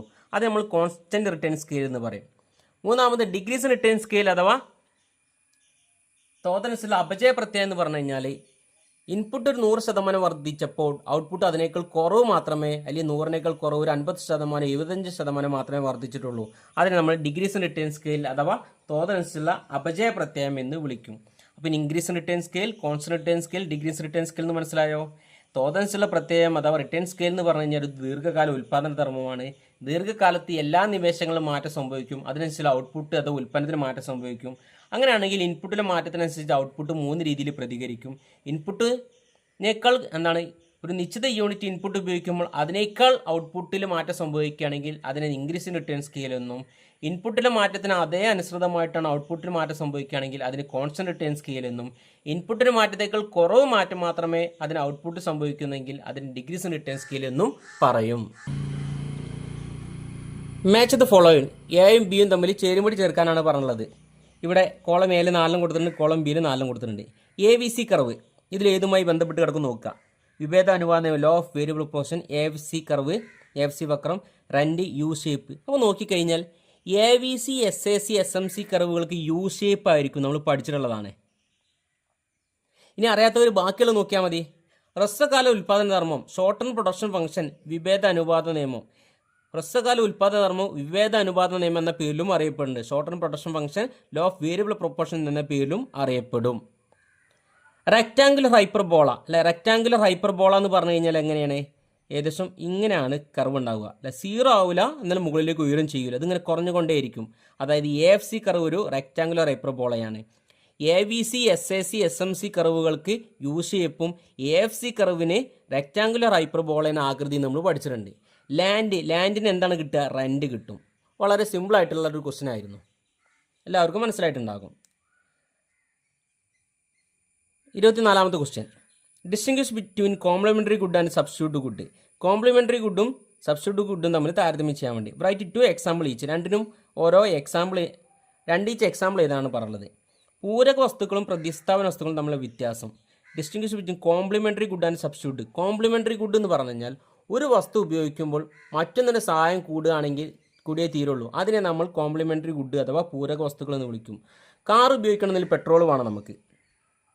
പിന്നെ അതുപോലെ തന്നെ മൊബൈൽ ഫോൺ ഉപയോഗിക്കണമെന്നുണ്ടെങ്കിൽ സിമ്മ് വേണം, പെന്ന് ഉപയോഗിക്കണമെന്നുണ്ടെങ്കിൽ മഷി വേണം. അതിനാണ് നമ്മൾ കോംപ്ലിമെൻ്ററി ഗുഡ് എന്ന് പറയാം. ഒരു വസ്തു ഉപയോഗിക്കണമെന്നുണ്ടെങ്കിൽ മറ്റൊന്നിൻ്റെ സഹായം കൂടിയേ തീരുള്ളൂ. ഇതിനെ നമ്മൾ കോംപ്ലിമെൻ്ററി ഗുഡ് അഥവാ പൂരക വസ്തുക്കൾ എന്ന് വിളിക്കും. എന്നാൽ സബ്സ്റ്റിറ്റ്യൂട്ട് ഗുഡ് എന്ന് പറഞ്ഞു കഴിഞ്ഞാലോ ഒരു വസ്തുവിന് പകരമായിട്ട് നമ്മൾ മറ്റൊരു വസ്തു ഉപയോഗിക്കുകയാണ്. ഒരു വസ്തുവിൽ നിന്ന് കിട്ടുന്ന അതേ സാറ്റിസ്ഫാക്ഷൻ നമുക്ക് മറ്റൊരു വസ്തുവിൽ നിന്ന് കിട്ടുകയാണെങ്കിൽ അതിനെയാണ് നമ്മൾ സബ്സ്റ്റിറ്റ്യൂട്ട് ഗുഡ് എന്ന് വിളിക്കുക. ഒന്നിന് പകരം നമ്മൾ മറ്റൊന്ന് ഉപയോഗിക്കുകയാണെങ്കിൽ കാറിന് പകരം നമുക്ക് ജീപ്പ് ഉപയോഗിക്കാം, ചായക്ക് പകരം നമ്മൾ കോഫി ഉപയോഗിക്കാം. പിന്നെ അതുപോലെ തന്നെ ഒരുപാട് വസ്തുക്കളുണ്ട്. ഷൂവിന് പകരം നമുക്ക് ചെരുപ്പ് ഉപയോഗിക്കാം. അപ്പം ഇതൊക്കെ അതിനൊരു എക്സാമ്പിളാണ്. അതിനെ നമ്മളെന്ത് വിളിക്കാം? പൂരക പ്രതിസ്ഥാപന വസ്തുക്കൾ എന്ന് പറഞ്ഞു കഴിഞ്ഞാൽ. അപ്പോൾ എക്സാമ്പിൾ നിങ്ങൾക്ക് മനസ്സിലായിട്ടുണ്ടാകും അല്ലെ? എക്സാമ്പിൾ ഞാൻ അതിൻ്റെ കൂട്ടത്തിൽ പറഞ്ഞു കഴിഞ്ഞു. 26 മുതൽ 30 വരെ ചോദ്യങ്ങൾ ഏതെങ്കിലും 4 എണ്ണത്തിന് ഉത്തരം എഴുതുക 5 സ്കോർ വീതം. വളരെ സിമ്പിൾ ആയിട്ടുള്ള ക്വസ്റ്റൻ ആണ്. Write the equation of the budget line. Mister John wants to consume 2 goods. John 2 വസ്തുക്കളാണ് വാങ്ങുന്നത്. The price of goods are 10 each. ഓരോ വസ്തുവിൻ്റെയും വില എത്രയാണ്? 10 രൂപയാണ്. അപ്പോൾ 2 വസ്തുവിൻ്റെയും ഒരേ വിലയാണ്. His income is Rs 50. അദ്ദേഹത്തിൻ്റെ വരുമാനം എന്ന് പറഞ്ഞാൽ 50 രൂപയാണ്. Write the equation of budget line. Budget ലൈനിൻ്റെ ഇക്വേഷൻ ഇതാ. Find horizontal and vertical intercept. Horizontal ഇൻ്റർസെപ്റ്റും വെർട്ടിക്കൽ ഇൻ്റർസെപ്റ്റും കണ്ടെത്തുക. Draw budget line. അപ്പോൾ ഇക്വേഷൻ നമ്മൾ ആദ്യം എഴുതണം. ബഡ്ജറ്റ് ലൈൻ്റെ ഇക്വേഷൻ നമ്മൾ പഠിച്ചിട്ടുണ്ട്. എന്താണ്? P1x1 plus P2x2 equal to M. ഇതാണ് ബഡ്ജറ്റ് ലൈൻ്റെ ഇക്വേഷൻ. എന്നാൽ ഇവിടെ തന്നിട്ടുള്ള വിലയും വരുമാനം ഉപയോഗിച്ചുള്ള നമ്മൾ ബഡ്ജറ്റ് ലൈൻ്റെ ഇക്വേഷൻ എഴുതാൻ വേണ്ടി പറഞ്ഞു കഴിഞ്ഞാൽ എങ്ങനെയാണ് നമ്മൾ ഇതാ അതിൻ്റെ ഇക്വേഷൻ എഴുതി നോക്കാം നമുക്ക്. 10x1 plus 10x2 equal to 50. ഇതാണ് നമുക്ക് ഇവിടെ തന്നിട്ടുള്ളത് ഇതിൻ്റെ ഇക്വേഷന്. ഒന്നാമത്തെ സാധനത്തിൻ്റെ വില 10 രൂപയും രണ്ടാമത്തെ സാധനത്തിൻ്റെ വില 10 രൂപയും. അപ്പോൾ ബഡ്ജറ്റ് ലൈൻ ഇക്വേഷൻ കണ്ടു കഴിഞ്ഞു. ഫൈൻഡ് ഹൊറിസോണ്ടൽ ആൻഡ് വെർട്ടിക്കൽ ഇൻ്റർസെപ്റ്റും. ഹൊറിസോണ്ടൽ ഇൻ്റർസെപ്റ്റും വെർട്ടിക്കൽ ഇൻ്റർസെപ്റ്റും ഇതാണ് ഒരു ബഡ്ജറ്റ് ലൈന് അല്ലേ? ഇതാണ് ഹൊറിസോണ്ടൽ ഇൻ്റർസെപ്റ്റ്. അതായത് x1ൻ്റെ അളവ് മുഴുവനായിട്ട് ഉപയോഗിക്കുമ്പോൾ ഇവിടെ ടച്ച് ചെയ്യുന്ന പോയിന്റ്, x2ൻ്റെ അളവ് ഉപയോഗിക്കുന്നില്ല. എന്നാൽ വെർട്ടിക്കൽ ഇൻ്റർസെപ്റ്റ് എന്ന് പറഞ്ഞാൽ x2 മുഴുവനായിട്ട് ഉപയോഗിക്കേണ്ട x1ൻ്റെ അളവ് നമ്മൾ ഉപയോഗിക്കുന്നില്ല. അപ്പം ഈ 2 പോയിൻ്റാണ്. ഇതിനെ നമ്മൾ വെർട്ടിക്കൽ ഇൻ്റർസെപ്റ്റ് എന്നും ഇതിനെ ഹൊറിസോണ്ടൽ ഇൻ്റർസെപ്റ്റ് എന്നും വിളിക്കും. ഇനി നമ്മളൊന്ന് ചെയ്ത് നോക്കാം. അതായത് x2 മുഴുവനായിട്ട് ഉപയോഗിക്കുകയാണെങ്കിൽ അല്ലെങ്കിൽ വെർട്ടിക്കൽ ഇൻ്റർസെപ്റ്റ് എന്ന് പറഞ്ഞ് അവിടെ x1 ഉപയോഗിക്കുന്നില്ല. x1 മുഴുവനായിട്ട് ഉപയോഗിക്കുന്നതിന് നമ്മൾ ഹൊറിസോണ്ടൽ ഇൻ്റർസെപ്റ്റ് എന്ന് പറഞ്ഞ് അവിടെ x2 ഉപയോഗിക്കുന്നില്ല. അങ്ങനെയാണെങ്കിൽ നമുക്ക് ചെയ്ത് നോക്കാം. 10x1 അല്ലെ x2 നമ്മൾ ഉപയോഗിക്കുന്ന ആവശ്യമില്ല. അപ്പോൾ അവിടെ 0 ആണ്. അപ്പോൾ നമ്മൾ എഴുതേണ്ട ആവശ്യമില്ല. 50 ആദ്യം ഹൊറിസോണ്ടൽ ഇൻ്റർസെപ്റ്റ് നമ്മൾ കാണണേ. x1ൻ്റെ അളവ് മുഴുവനായിട്ട് ഉപയോഗിക്കുകയാണ്. x1 ഈക്വൽ ടു 10 നമ്മൾ അപ്പുറത്ത് കൊണ്ടുപോകണം. 50/10.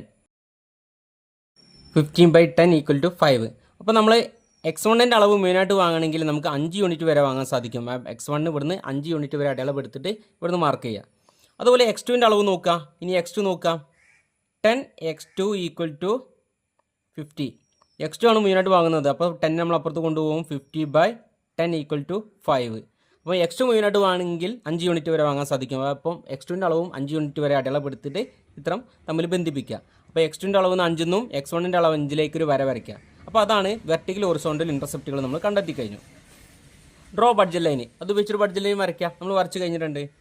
If John income decreased. അങ്ങനെയാണെങ്കിൽ ജോണിൻ്റെ ഇൻകം 50 രൂപയിൽ നിന്ന് 30 രൂപയെ കുറഞ്ഞു. Show diagrammatically what happen to the budget line. അപ്പോൾ ബഡ്ജറ്റ് ലൈൻ എന്ത് മാറ്റം സംഭവിക്കും?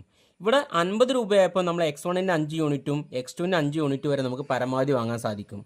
അങ്ങനെയാണെങ്കിൽ നമുക്കിവിടെ ഇപ്പോൾ സാധാ ഒരു 50 രൂപേൻ്റെ അല്ലെങ്കിൽ ബഡ്ജറ്റ് ലൈൻ ഇവിടെ നമ്മൾ വരച്ചിട്ടുണ്ട്. ഇനി 30 രൂപയായി കുറഞ്ഞു കഴിഞ്ഞാൽ സാധനത്തിൻ്റെ വിലയിൽ മാറ്റമുണ്ടോ? മാറ്റില്ല. അപ്പം ആദ്യം x1ൻ്റെ അളവ് മുഴുവനായിട്ട് വാങ്ങണമെങ്കിൽ 30 രൂപയ്ക്ക് നമുക്ക് 3 യൂണിറ്റ് വാങ്ങാൻ സാധിക്കുള്ളൂ. അപ്പോൾ ഇവിടെ 3 യൂണിറ്റ് ഇവിടെ അടയാളപ്പെടുത്തുക. ഇനി ഇവിടെ x2ൻ്റെ അളവ് മുഴുവനായിട്ട് വാങ്ങണമെങ്കിലോ 3 യൂണിറ്റ് വാങ്ങാൻ സാധിക്കുള്ളൂ. അപ്പോൾ ബഡ്ജറ്റ് ലൈന് ഉള്ളിലോട്ട് സ്ഥാനം മാറും അല്ലേ?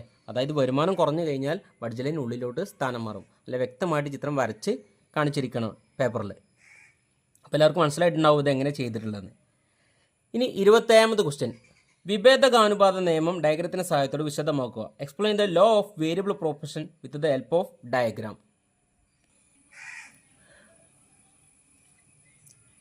Law of variable proportion. Law of variable proportion എന്ന് പറഞ്ഞു കഴിഞ്ഞാൽ ഒരു ഹ്രസ്വകാല ഉൽപ്പാദന ധർമ്മമാണ്.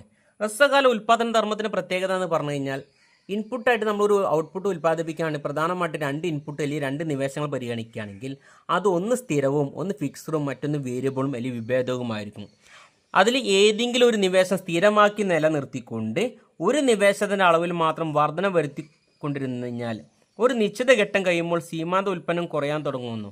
ഇതിനെ അപജയ സീമാന്ത ഉൽപ്പന്ന നിയമം എന്ന് പറയും. അതായത് സീമാന്ത ഉൽപ്പന്നം കുറയുന്നതിനെയാണ് നമ്മൾ അപജയ സീമാന്ത ഉൽപ്പന്ന നിയമം അഥവാ വിഭേദകാനുപാത നിയമം എന്ന് പറയുന്നത്.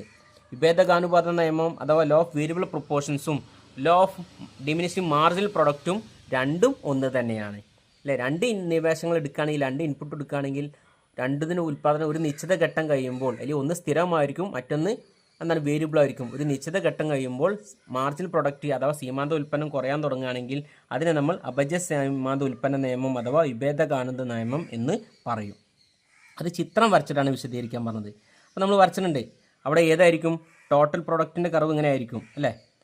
എന്നാൽ ആവറേജ് പ്രൊഡക്റ്റിൻ്റെ കർവ് ഇങ്ങനെ ആയിരിക്കും ഉണ്ടാവുക. മാർജിൻ പ്രൊഡക്റ്റ് ആണെങ്കിലോ ഇങ്ങനെ താഴേക്കായിരിക്കും ഉണ്ടാവുക അല്ല. അപ്പോൾ ഒരു നിശ്ചിത ഘട്ടം കഴിയുമ്പോൾ എന്നാൽ ടോട്ടൽ പ്രൊഡക്റ്റ് മാക്സിമം ലെവലിലേക്ക് എത്തുമ്പോൾ മാർജിൻ പ്രൊഡക്റ്റ് എന്താണ് 0 ആയിട്ടുണ്ട്. ഇനി ടോട്ടൽ പ്രൊഡക്റ്റ് കുറയാൻ തുടങ്ങുന്ന സമയത്ത് മാർജിൻ പ്രൊഡക്റ്റ് കുറയുകയാണ് ചെയ്യുക. അപ്പം ഇതിലുള്ള ചിത്രം നമ്മൾ വരച്ചിട്ട് എന്ത് ചെയ്യുക, ഇനി അതിനെ 3 ഘട്ടങ്ങൾ കൂടി വിശദീകരിക്കുക. ഒന്ന് increase in return scale, 2 constant return scale, മൂന്നാമത്തെ ഡിക്രീസ് ഇൻ റിട്ടേൺ സ്കെയിൽ. 3 സ്റ്റേജുകളുണ്ട് അല്ലേ. ഒന്നാമത്തെ ഘട്ടത്തിൽ TP APയും MP ഇൻക്രീസ് ചെയ്യാണ്. രണ്ടാമത്തെ ഘട്ടത്തിൽ AP MP കുറയാൻ തുടങ്ങുന്നുണ്ട്. എന്നാൽ ആ സമയത്തും TP ഒരു ചെറിയ നിരക്കിലാണ് വർദ്ധിക്കുന്നത്. മൂന്നാമത്തെ ഘട്ടത്തിൽ TP കുറയാൻ തുടങ്ങിയപ്പം MP 0 ആയിട്ടുണ്ട്, AP കുറയുന്നുണ്ട്. TPയും APയും ഒരിക്കലും 0 നെഗറ്റീവ് ആകുകയില്ല, എന്നാൽ MP 0 നെഗറ്റീവ് ആകും. അപ്പോൾ നമ്മൾ ചിത്രം വരച്ച് നമ്മൾ വിശദീകരിച്ച് കഴിഞ്ഞു. ഇനി ഒരു കാര്യം നിങ്ങൾ ശ്രദ്ധിക്കണം. കാരണം പബ്ലിക് എക്സാമിന് ഒരു പക്ഷേ ഇതിൻ്റെ ടേബിൾ തന്നിട്ട് ഇതിൻ്റെ ചിത്രം വരയ്ക്കാനും ഈ 3 സ്റ്റേജുകൾ വിശദീകരിക്കാനൊക്കെ ചോദിക്കാറുണ്ട്. ഒരു പക്ഷേ ഈ രീതിയിലും ചോദിക്കാൻ സാധ്യതയുണ്ട്. ഞാനിവിടെ വളരെ സിമ്പിളായിട്ടാണ് പെട്ടെന്ന് പറഞ്ഞു തീർത്തിട്ടുള്ളത്. ഇനി 28ാമത്തെ ക്വസ്റ്റ്യൻ, ഒരു സമ്പദ് വ്യവസ്ഥയുടെ കേന്ദ്ര പ്രശ്നങ്ങൾക്കുള്ള കാരണങ്ങൾ തിരിച്ചറിയുക. ഒരു സമ്പദ് വ്യവസ്ഥ കേന്ദ്ര പ്രശ്നങ്ങൾ ചർച്ച ചെയ്യുക. Identify the main reason for the central problems of an economy. ഒരു സമ്പദ് വ്യവസ്ഥയുടെ കേന്ദ്ര പ്രശ്നങ്ങൾ ചർച്ച ചെയ്യുക. Discuss the central problems of an economy. എക്കണോമിക്സിന്റെ 1ാമത്തെ ചാപ്റ്ററിൽ central problems of an economy, ഒരു സമ്പദ് വ്യവസ്ഥയുടെ അടിസ്ഥാന പ്രശ്നങ്ങൾ അല്ലെങ്കിൽ ഒരു സമ്പദ് വ്യവസ്ഥയുടെ കേന്ദ്ര പ്രശ്നങ്ങൾ എന്നുള്ളത് നമ്മൾ പഠിച്ചിട്ടുണ്ട്. എന്താണ് കേന്ദ്ര പ്രശ്നങ്ങളെന്നും കേന്ദ്ര പ്രശ്നങ്ങൾക്ക് കാരണം നമ്മൾ പഠിച്ചിട്ടുണ്ട് അല്ലേ. സെൻട്രൽ പ്രോബ്ലംസ് എന്താണെന്നും സെൻട്രൽ പ്രോബ്ലംസിന് പരിഹാരം അല്ലെങ്കിൽ എന്താണ് പ്രധാനമായിട്ടും സെൻട്രൽ പ്രോബ്ലംസ് ഏതൊക്കെയാണ് നമ്മൾ പഠിച്ചിട്ടുണ്ട്. ഒരു സമ്പദ് വ്യവസ്ഥയ്ക്ക് എന്ന് പറഞ്ഞു കഴിഞ്ഞാൽ ഒരു രാജ്യത്തിൻ്റെ സമ്പദ് വ്യവസ്ഥയ്ക്ക് ആയിരക്കണക്കിന് സാധനങ്ങളും സേവനങ്ങളും ആവശ്യമാണ്. എന്നാൽ ഇതൊന്നും നമുക്ക് ഉൽപ്പാദിപ്പിക്കാൻ സാധ്യമല്ല. അതായത് ഹ്യൂമൻ വാണ്ട്സ് ആർ അൺലിമിറ്റഡ്. മനുഷ്യൻ്റെ ആവശ്യങ്ങൾ അപരിമിതമാണ്, വളരെ കൂടുതലാണ്. എന്നാൽ നമ്മുടെ രാജ്യത്ത് ഉൽപ്പാദിപ്പിക്കുന്ന വിഭവങ്ങൾ എന്താണ്, ലിമിറ്റഡ് റിസോഴ്സാണ്. വിഭവങ്ങൾക്ക് ഒരു പരിധിയുണ്ട്.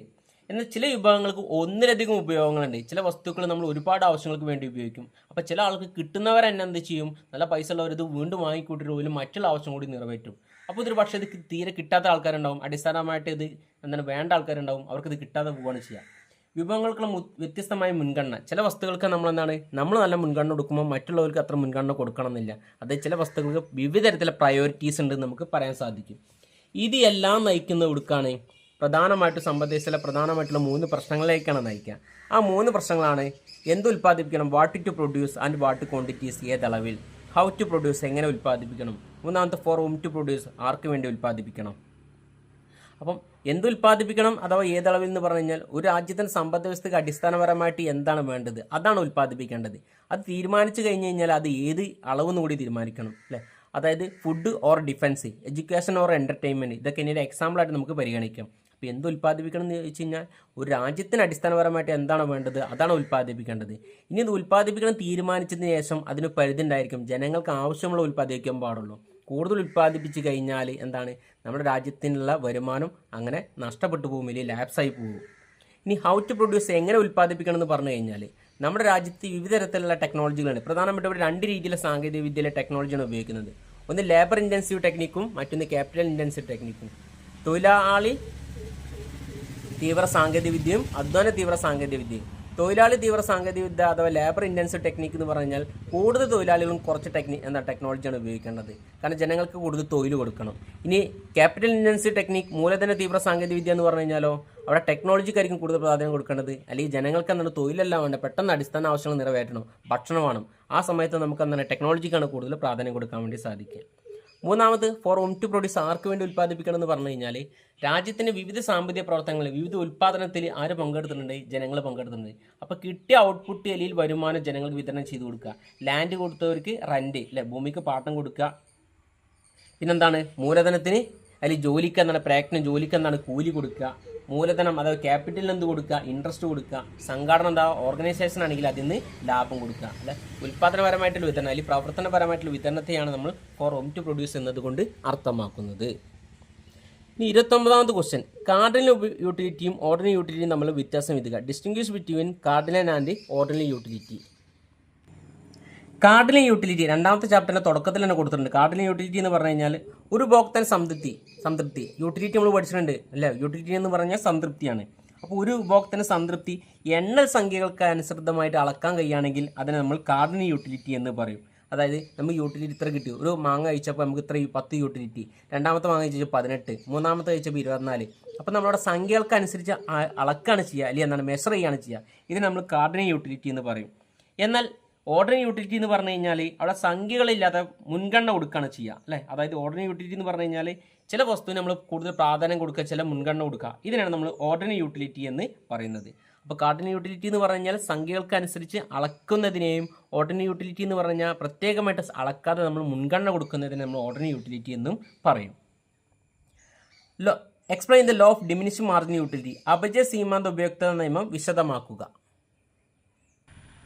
നമ്മൾ മാർജിനൽ പ്രൊഡക്റ്റ് അഥവാ സീമാന്ത ഉപയുക്തത നമ്മൾ പഠിച്ചിട്ടുണ്ട്. മാർജിനൽ യൂട്ടിലിറ്റി അഥവാ സീമാന്ത ഉപയുക്തത പഠിച്ചിട്ടുണ്ട്. അപ്പം ഒരു നിശ്ചിത ഘട്ടം കഴിയുമ്പോൾ യൂട്ടിലിറ്റി ഇങ്ങനെ കുറഞ്ഞാണ് ചെയ്യുക. അതായത് ഒരു മാങ്ങ വയ്ക്കുമ്പോൾ നമുക്ക് 10 യൂണിറ്റ്, രണ്ടാമത്തെ 18, മൂന്നാമത്തെ 24. അപ്പോൾ ഇങ്ങനെ നോക്കിക്കഴിഞ്ഞാൽ യൂട്ടിലിറ്റി ഇങ്ങനെ കുറയാണ് ചെയ്യുക. അധികമായിട്ട് യൂട്ടിലിറ്റി കുറഞ്ഞു വരുന്നതിനെയാണ് നമ്മൾ സീമാന്ത ഉപയുക്തത നിയമം, അപജയ സീമാന്ത ഉപയുക്തത നിയമം എന്ന് പറയുന്നത്. അപ്പോൾ മാർജിനൽ യൂട്ടിലിറ്റി എന്ന് പറഞ്ഞു കഴിഞ്ഞാൽ അധികമായിട്ട് കിട്ടുന്ന സാറ്റിസ്ഫാക്ഷൻ, അധികമായിട്ട് കിട്ടുന്ന യൂട്ടിലിറ്റിയെ നമ്മൾ സീമാന്ത ഉപയുക്തത അഥവാ മാർജിനൽ യൂട്ടിലിറ്റി എന്ന് പറയും. എന്നാൽ ഇതിങ്ങനെ കുറയുകയാണ് ചെയ്യുന്നത്. ആദ്യത്തിൽ നിന്ന് കിട്ടുന്ന അത്ര കിട്ടില്ല രണ്ടാമത്തെ നിന്ന് കിട്ടുന്നത് സംതൃപ്തി, രണ്ടാമത്തെ കഴിക്കുമ്പോൾ കിട്ടുന്ന അത്ര കിട്ടില്ല മൂന്നാമത് കഴിക്കുമ്പോൾ. അപ്പോൾ യൂട്ടിലിറ്റി ഇങ്ങനെ കുറഞ്ഞു വരികയാണ് ചെയ്യുക. അപ്പം ഇതിനെ നമ്മൾ അപജയ സീമാന്ത ഉപയുക്ത നിയമം അഥവാ law of diminishing law of marginal utility എന്ന് പറയും. രണ്ടാമത്തെ ചാപ്റ്ററിൻ്റെ തുടക്കത്തിൽ കൊടുത്തിട്ടുണ്ട്. 30ാമത്തെ ക്വസ്റ്റ്യൻ, എ പിയും എം പിയും കണക്കാക്കി പട്ടിക പൂർത്തീകരിക്കുക. വളരെ സിമ്പിളായിട്ടുള്ള ക്വസ്റ്റ്യൻ ആണ്, നമുക്ക് വളരെ സിമ്പിളായിട്ട് തന്നെ ചെയ്യാവുന്നതാണ്. ഇവിടെ നമ്മൾ എ പി എം പിയും കണ്ടെത്താനുള്ള ഇക്വേഷൻ ആദ്യം മനസ്സിലാക്കണം. എ പി കണ്ടെത്താനുള്ള ഇക്വേഷൻ എന്താണ്? A P equal to T P by x1. ഇവിടെ x1 ആയിട്ട് കൊടുത്തിരിക്കുന്നത് ലേബറാണ്. അപ്പോൾ ടി പിയിൽ നിന്ന് x1ൻ്റെ അളവ് ഡിവൈഡ് ചെയ്താൽ മതി. ഫസ്റ്റത്തെ എ പി 0 0 0 തന്നെയാണ്. 15/1 15/1 എന്ത് കിട്ടും? 15. അടുത്തതോ 35/2. 35-ൽ 2 എത്ര പ്രാവശ്യം പോകും നോക്കുക? 17.5. അടുത്തതോ 50/3 16.66. 48/4 എന്ത് കിട്ടും? 12. 38/5 നമുക്ക് എന്ത് കിട്ടും? 7.6. ഇപ്പോൾ എ പി കണ്ടെത്തി കഴിഞ്ഞു. ഇനി എം പി എന്ന് പറഞ്ഞു കഴിഞ്ഞാലോ delta T P by delta x1. അതായത് എം പി കാണാനുള്ള ഇക്വേഷൻ ആണ് എന്താണ്? Delta T P by delta x1. അതായത് ടി പിയിലും x1ലും മാറ്റം. ഇത് നമുക്ക് വളരെ സിമ്പിളായിട്ട് ചെയ്യാവുന്നതാണ്. പക്ഷേ 0 അവിടെ എടുത്തേക്ക്. ഈ ടി പിയിലുള്ള മാറ്റം നോക്കിയാൽ മതി. 0 നിന്ന് 15ലേക്ക് എത്ര യൂണിറ്റ് മാറ്റുണ്ട്? 15. 15 35ലേക്ക് എത്ര യൂണിറ്റ് മാറ്റുണ്ട്? 20. 35 നിന്ന് 50ലേക്കോ 15. 50 നിന്ന് 48ലേക്കോ -2. 40 നിന്ന് 38ലേക്കോ -10. വളരെ സിമ്പിളായിട്ട് നമ്മൾ ചെയ്തിട്ടുണ്ട്. മാർജിൻ പ്രോഡക്റ്റ് നമ്മൾ കണ്ടെത്തി കഴിഞ്ഞു. മൊത്ത ഉൽപ്പന്നവും സീമാന്ത ഉൽപ്പന്നവും തമ്മിലുള്ള ഏതെങ്കിലും 3 ബന്ധങ്ങൾ എഴുതുക. ടി പിയും എം പിയും തമ്മിലുള്ള ഏതെങ്കിലും 3 ബന്ധം ഏതാണെന്ന് പറഞ്ഞുള്ളത്. അത് നമുക്ക് വളരെ പെട്ടെന്ന് തന്നെ നമുക്ക് ചെയ്യാവുന്നതാണ്. ആദ്യം നമ്മൾ എന്ത് ചെയ്യുക? അതിന് ചിത്രം വരച്ചേക്കുക. ടി പിന്നെ വരച്ചു, അതുപോലെ എം പിന്നെ നമ്മൾ വരച്ചു കഴിഞ്ഞു അല്ലേ. നമുക്ക് എന്ത് ചെയ്താം? ടി പിയും എ പിയും ആദ്യം ഉയർന്ന നിരക്കിൽ വർദ്ധിക്കുന്നു. രണ്ടാമത്തെ ടി പി ചെറിയ നിരക്കിൽ വർദ്ധിക്കുമ്പോൾ എം പി കുറയാൻ തുടങ്ങിയിട്ടുണ്ട്. ടി പി മാക്സിമം എത്തിയപ്പം എം പി 0 ആയിട്ടുണ്ട്. ടി പി കുറയാൻ തുടങ്ങിയപ്പം എം പി 0 നെഗറ്റീവ് ആയിട്ടുണ്ട് അല്ലേ. ഇത് എം പി കറവാണ്, ഇത് ടി പി കറവാണ്. നിങ്ങൾ മനസ്സിലായിട്ടുണ്ടാവും. ആദ്യം രണ്ടും വർദ്ധിക്കുകയാണ് ചെയ്യുന്നത്. പിന്നീട് എന്താണ്? ടി പി ചെറിയ നിരക്കിൽ വർദ്ധിക്കുമ്പോൾ എം പി കുറയാൻ തുടങ്ങിയിട്ടുണ്ട്. ടി പി മാക്സിമം പോയിന്റിലേക്ക് എത്തിയപ്പം എം പി 0 ആയിട്ടുണ്ട്. ടി പി കുറയാൻ തുടങ്ങിയപ്പം എം പി നെഗറ്റീവ് ആയിട്ടുണ്ട് അല്ലേ. വളരെ സിമ്പിളായിട്ട് നമ്മളിതിൻ്റെ എന്താണ് ഡിഫറൻസും വലിയ എന്നുള്ള തമ്മിലുള്ള 3 ബന്ധങ്ങൾ നമ്മൾ പറഞ്ഞു കഴിഞ്ഞു. 31 മുതൽ 33 വരെ ചോദ്യങ്ങൾ ഏതെങ്കിലും 2 എണ്ണത്തിന് ഉത്തരം എഴുതുക. 8 സ്കോർ വീതം. Mention the factors affecting elasticity of demand. ചോദനത്തിൻ്റെ വില ഇലാസ്തികത ബാധിക്കുന്ന ഘടകങ്ങൾ സൂചിപ്പിക്കുക. ഒരു സാധനത്തിൻ്റെ ഡിമാൻഡ് സ്വാധീനിക്കുന്ന അല്ലെങ്കിൽ ഇലാസ്തികത സ്വാധീനിക്കുന്ന ഘടകങ്ങൾ പ്രധാനമായിട്ടും 4 തരത്തിലുള്ള ഘടകങ്ങളുണ്ട്. നമ്മൾ പഠിച്ചിട്ടുള്ളതാണ്. ഏതൊക്കെയാണ് നോക്കുക? ഏതൊക്കെയാണ് ഒരു സാധനത്തിൻ്റെ ഡിമാൻഡ് സ്വാധീനിക്കുന്ന ഘടകങ്ങൾ? ഒന്ന് ആലോചിക്കുകയാണ്. വളരെ സിമ്പിളായിട്ടുള്ള ഭാഗമാണ്. ഒരു സാധനത്തിൻ്റെ ഡിമാൻഡ് അഥവാ ഇലാസ്തികത എന്താണ്? പ്രൈസ് ഇലാസ്റ്റിസിറ്റി ഓഫ് ഡിമാൻഡ്, അങ്ങനെ നമുക്ക് പറയാം. ഇലാസ്തികത സ്വാധീനിക്കുന്ന ഘടകങ്ങൾ: ഒന്ന് സാധനത്തിൻ്റെ വില, പ്രൈസ് ഓഫ് ദി കമ്മോഡിറ്റി. രണ്ടാമത് ഉപഭോക്താവിൻ്റെ വരുമാനം, ഇൻകം ഓഫ് ദി കൺസ്യൂമർ. മൂന്നാമത്തതോ മറ്റ് ബന്ധപ്പെട്ട സാധനങ്ങളുടെ വില, പ്രൈസ് ഓഫ് റിലേറ്റഡ് ഗുഡ്സ്. നാലാമത്തതോ ഉപഭോക്താവിൻ്റെ അഭിരുചിയും താല്പര്യങ്ങളും, അതായത് taste and preference of the consumer. ഈ 4 ഘടകങ്ങളാണ് ഒരു സാധനത്തിൻ്റെ ഡിമാൻഡിനെ അല്ലെങ്കിൽ ഇലാസ്തികതയൊക്കെ സ്വാധീനിക്കുന്നത്. ഇലാസ്തികത 5 തരത്തിലുണ്ട്. എന്നാൽ ഈ 5 തരത്തിലുള്ള മാറ്റങ്ങൾക്കും കാരണം ഈ 4 ഘടകങ്ങൾ. ഒന്ന് വിലയിലെ മാറ്റത്തിനനുസരിച്ച്, മറ്റൊന്ന് വില ഇതര ഘടകങ്ങളെ മാറ്റത്തിനനുസരിച്ച്. ഒന്നാമത് പ്രൈസ് ഓഫ് ദി കമ്മോഡിറ്റി, സാധന വില എന്ന് പറഞ്ഞു. ഇനി വില ഇല്ലാത്ത കുറച്ച് ഘടകങ്ങൾ ഏതൊക്കെയാണ്? ഒന്ന് ഉപഭോക്താവിൻ്റെ വരുമാനമുണ്ട്, ഉപഭോക്താവിൻ്റെ അഭിരുചിയും താല്പര്യമുണ്ട്, മറ്റു ബന്ധപ്പെട്ട സാധനങ്ങളുടെ വില. ഇത് മൂന്നിന് നമുക്ക് ഒന്നിച്ചു പറയാവുന്നതാണ്. സാധനത്തിൻ്റെ വില വർദ്ധിക്കുമ്പോൾ ഡിമാൻഡ് കുറയും, അല്ലേ? വില കുറയുമ്പോൾ ഡിമാൻഡ് കൂടും, അത് നമ്മൾ പറഞ്ഞു. ഉപഭോക്താവിൻ്റെ വരുമാനം കൂടുമ്പോഴും വരുമാനം കുറയുമ്പോഴും ഡിമാൻഡിൽ മാറ്റം സംഭവിക്കും. എന്നാൽ അത് ആ സാധനങ്ങളുടെ സ്വഭാവത്തിനനുസരിച്ചായിരിക്കും. നമ്മൾ മൈക്രോ എക്കണോമിക്സിലെ 2ാമത്തെ ചാപ്റ്ററിലാണ് ഇതിനെക്കുറിച്ച് പഠിക്കുന്നത്, അല്ലേ? ഒരു സാധനത്തിൻ്റെ ഡിമാൻഡ് സ്വാധീനിക്കുന്ന ഘടകങ്ങൾ. അതിൽ 2 ഘടകങ്ങളുണ്ട്. ഒന്ന് സാധാരണ വസ്തുക്കളൊന്നും, രണ്ടാമത്തെ തരംതാണ വസ്തുക്കളൊന്നും. Normal good and inferior good. Normal good ആണെങ്കിൽ ഇൻകം ഇൻക്രീസ് ചെയ്യുന്നതനുസരിച്ച് ഡിമാൻഡ് ഇൻക്രീസ് ചെയ്യും, ഇൻകം ഡിക്രീസ് ചെയ്യുമ്പോൾ ഡിമാൻഡ് ഡിക്രീസ് ചെയ്യും. എന്നാൽ ഇൻഫീരിയർ ഗുഡ് എന്ന് പറഞ്ഞാൽ ഇൻകം ഇൻക്രീസ് ചെയ്യുമ്പോൾ അതിൻ്റെ ഡിമാൻഡ് ഡിക്രീസ് ചെയ്യുകയും ഇൻകം ഡിക്രീസ് ചെയ്യുമ്പോൾ അവരുടെ ഡിമാൻഡ് ഇൻക്രീസ് ചെയ്യുകയുമാണ് ചെയ്യുന്നത്. മൂന്നാമത്തെ മറ്റ് ബന്ധപ്പെട്ട സാധനങ്ങളില്ല, പ്രൈസ് ഓഫ് റിലേറ്റഡ് ഗുഡ്സ്. അത് 2 തരത്തിലുണ്ട്. ഒന്ന് സബ്സ്റ്റിറ്റ്യൂട്ട് ഗുഡ്, 2 കോംപ്ലിമെൻ്ററി ഗുഡ്. അത് നമ്മൾ നേരത്തെ പറഞ്ഞു കഴിഞ്ഞു. ഇനി ഉപഭോക്താവിൻ്റെ അഭിരുചിയും താല്പര്യവും. ഉപഭോക്താവിൻ്റെ താല്പര്യം കൂടുകയാണെങ്കിൽ സാധനം വില നോക്കൂല. വില എത്ര കൂടിയാലും കുറഞ്ഞാലും ഉപഭോക്താവിന് താല്പര്യം ഉണ്ടെങ്കിൽ അതിൻ്റെ ഡിമാൻഡ് കൂടുകയും താല്പര്യം ഇല്ലെങ്കിൽ അവരുടെ ഡിമാൻഡ് കുറയുകയുമാണ് ചെയ്യുന്നത്. ചോദനത്തിൻ്റെ വില ഇലാസ്തികത അളക്കുന്ന വിവിധ രീതികൾ വിശകലനം ചെയ്യുക. Analysis various method measuring elasticity of demand. നമ്മൾ പഠിച്ചിട്ടുണ്ട്, അല്ലേ? ഇലാസ്തികത അളക്കാനുള്ള പ്രധാനമായിട്ടുള്ള 3 രീതികളുണ്ട് എന്ന് പറഞ്ഞു. ഒന്നാമത്തെ പെർസെൻറ്റേജ് മെത്തേഡ്, ശതമാന രീതി എന്ന് പറയും. രണ്ടാമത്തെ രേഖീയ ചോദന വക്രത്തിലെ ബിന്ദു രീതി. മൂന്നാമത്തെ ചെലവ് രീതി. അപ്പം ഈ 3 മെത്തേഡുകളാണ് ഇലാസ്റ്റിസിറ്റി അളക്കാനുള്ളത്. ഈ ചാപ്റ്ററിൻ്റെ അവസാനത്തിൽ കൊടുത്തിട്ടുണ്ട്, അല്ലേ? അത് ഏതൊക്കെയാണെന്ന് പറഞ്ഞാൽ എക്സ്പ്ലെയിൻ ചെയ്യാനാണ് പറഞ്ഞുള്ളത്. അത് കൂടുതലായിട്ടൊന്നും പറഞ്ഞില്ല, അതങ്ങനെ ചോദിക്കാറില്ല. എന്നാലും നിങ്ങൾ ചോദിക്കാറില്ല എന്ന് വെച്ചിട്ട് പബ്ലിക്കിന് ചോദിച്ചൂടാ ഇല്ല. അതോട് പഠിച്ച് മനസ്സിലാക്കി വെക്കുക. അതും പ്രോബ്ലം ആയിട്ടാണ് കൂടുതലും ചെയ്യാറുള്ളത്. 32ാമത്തെ ക്വസ്റ്റ്യൻ. താഴെ നൽകിയ ടേബിളിൻ്റെ അടിസ്ഥാനത്തിൽ TFC, TC, AFC, ABC, SAC, SMC എന്നിവ കണക്കാക്കുക. വളരെ സിമ്പിളായിട്ടുള്ള ക്വസ്റ്റ്യൻ ആണ്. പിന്നെ അതുപോലെ തന്നെ TFC, TVC, TC വക്രങ്ങൾ വരയ്ക്കാനും പറഞ്ഞിട്ടുണ്ട്. ഇനി നമ്മളൊന്ന് ചെയ്ത് നോക്കാം. വളരെ സിമ്പിളായിട്ടുള്ള ഭാഗമാണ്, അല്ലേ? ഇവിടെ നിങ്ങൾ നോക്കിക്കഴിഞ്ഞാൽ കാണാൻ സാധിക്കും ഔട്ട്പുട്ട് 0 to 7 വരെ തന്നിട്ടുണ്ട്. TFC 10 ഇവിടെ സെൻട്രലായിട്ട് തന്നിട്ടുണ്ട്, 4ൻ്റെ നേരെ 10. TVC തന്നിട്ടുണ്ട്. TC, AFC, ABC, SAC, SMC ഇവയൊക്കെയാണ് നമുക്ക് കണ്ടെത്താനുള്ളത്.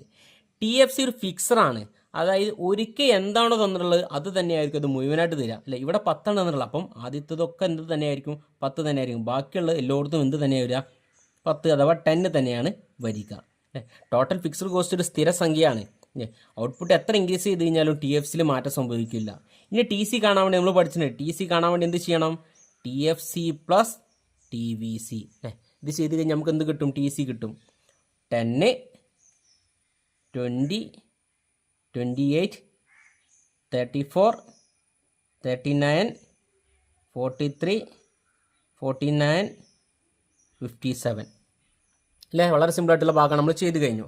ഇനി AFC കാണാം. AFC കാണാനുള്ള സമവാക്യം എന്താണ്? AFC equal to TFC by Q ആണ്. TFC ബൈ Q ആണ് AFC കാണാനുള്ള സമവാക്യം. അപ്പം TFC ബൈ Q എന്ന് പറഞ്ഞു കഴിഞ്ഞാൽ ഔട്ട്പുട്ട്, അല്ലേ? ഇത് നമ്മൾ ഡിവൈഡ് ചെയ്ത് കഴിഞ്ഞാൽ നമുക്ക് എന്ത് കിട്ടും? AFC കിട്ടും.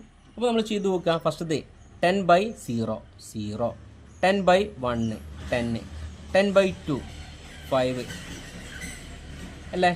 ഇനി അടുത്തതോ 10 ബൈ 3, 3.33, 10 ബൈ 4, 2.5, 10.5, 2, 10.6, 10 ബൈ 6, 10 ബൈ 6 എന്ത് കിട്ടും?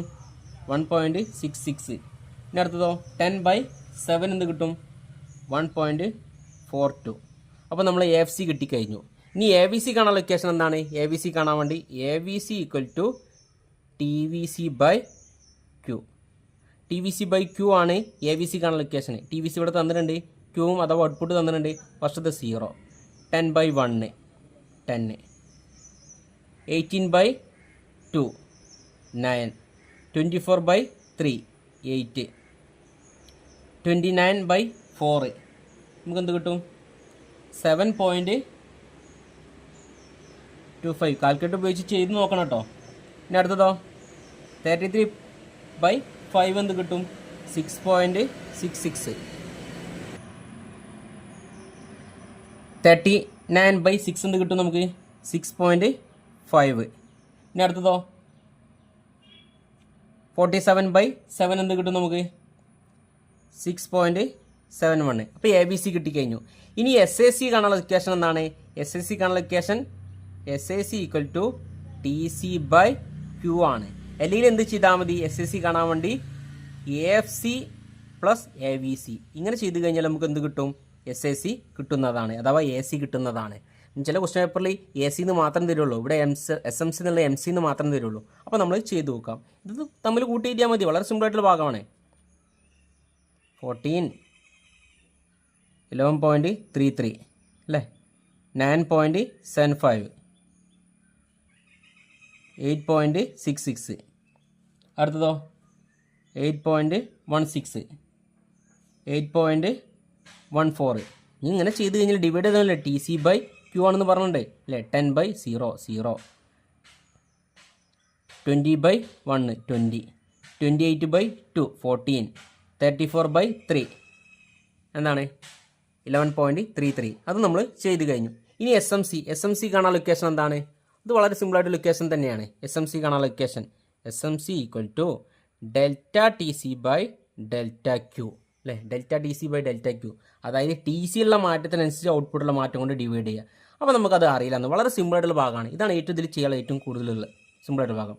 അപ്പോൾ നമ്മൾ SMCന് ഫസ്റ്റ് ഇവിടെ 10 എഴുതിച്ച്. ഇനി 0 ആയാലും 10 ആയാലും കുഴപ്പമില്ല. ഇനി 10 നിന്ന് 20ലേക്കുള്ള മാറ്റം 10, 20 നിന്ന് 28ലേക്കുള്ള മാറ്റം 8, 28 34ലേക്കുള്ള മാറ്റം 6, മൈനസ് ചെയ്താൽ മതി 34/28. അത് 39/34 5, 43/39 എന്ന് കിട്ടും 4, 49 മൈനസ് 43 6, 57 മൈനസ് 49 എന്ത് കിട്ടും 8. ഇത് വളരെ സിമ്പിളായിട്ടുണ്ട്, നമ്മൾ ചെയ്തിട്ടുണ്ട് അല്ലേ. എല്ലാവർക്കും മനസ്സിലായിട്ടുണ്ട് അതെങ്ങനെ ചെയ്യില്ലെന്ന്. ഇനി മനസ്സിലാത്തവരെന്ത് ചെയ്യുക, ഞാൻ ഇതിന് മുമ്പ് ഒരുപാട് വീഡിയോസ് ഇതുമായി ബന്ധപ്പെട്ട് ചെയ്തിട്ടുണ്ട്, അതൊന്ന് കണ്ടു നോക്കുക. വളരെ സിമ്പിളായിട്ടുള്ള ഭാഗമാണ്. ഇനി ലാസ്റ്റ് ക്വസ്റ്റ്യന് ഏതാണ്? List out the features of indifference curve. നിസ്സംഗത വക്രത്തിൻ്റെ സവിശേഷത പട്ടികപ്പെടുത്തുക. Explain the consumer's equilibrium with the help of diagram. ഉപഭോക്താവിന് സന്തുലിതാവസ്ഥ ഡയഗ്രത്തിൻ്റെ സഹായത്തോടെ വിവരിക്കുക. ഇതൊക്കെ നമ്മൾ ചാനൽ ഒരുപാട് തവണ ചെയ്തിട്ടുണ്ട്. ഇത് 8 മാർക്കിന് പലപ്പോഴും ആവർത്തിച്ച് വന്നിട്ടുള്ള ക്വസ്റ്റൻ ആണ്. അപ്പോൾ നിസ്സംഗത വക്രത്തിൻ്റെ സവിശേഷത അഥവാ ഇൻഡിഫറൻസ് കർവിൻ്റെ സവിശേഷത ഇതാണ് പറയുന്നത്.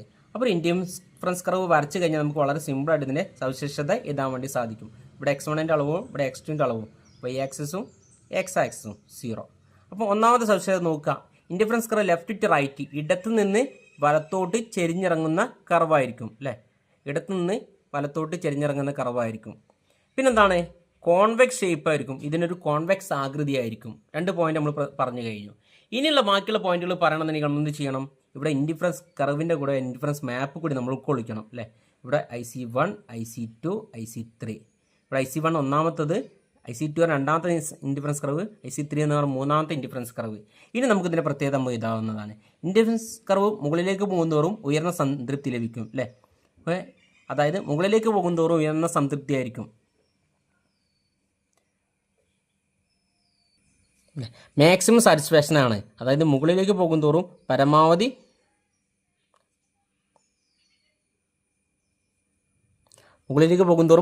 സംതൃപ്തി ലഭിക്കും. ഇനി നിസ്സംഗത വക്രങ്ങൾ ഒരിക്കലും പരസ്പരം കൂട്ടിമുട്ടുകയില്ല. നെവർ ഇൻ്റർസെക്റ്റ് ഈച്ച് അതർ അല്ലേ. നെവർ ഇൻ്റർസെക്റ്റ് ഈച്ച് അതർ, അതായത് ഒരിക്കലും പരസ്പരം തമ്മിൽ കൂട്ടിമുട്ടുകയില്ല. നിസ്സംഗത വക്രങ്ങൾ ഒരിക്കലും പരസ്പരം തമ്മിൽ കൂട്ടിമുട്ടുകയില്ല. ഈ എക്സാമിന് ചിലപ്പം ഇങ്ങനെയൊക്കെ തരാറുണ്ട്. ഇവിടെ IC1 എന്നും ഇവിടെ IC2 എന്നും. ഈ തന്നിരിക്കുന്ന ചിത്രം ശരിയാണോ അല്ലേ?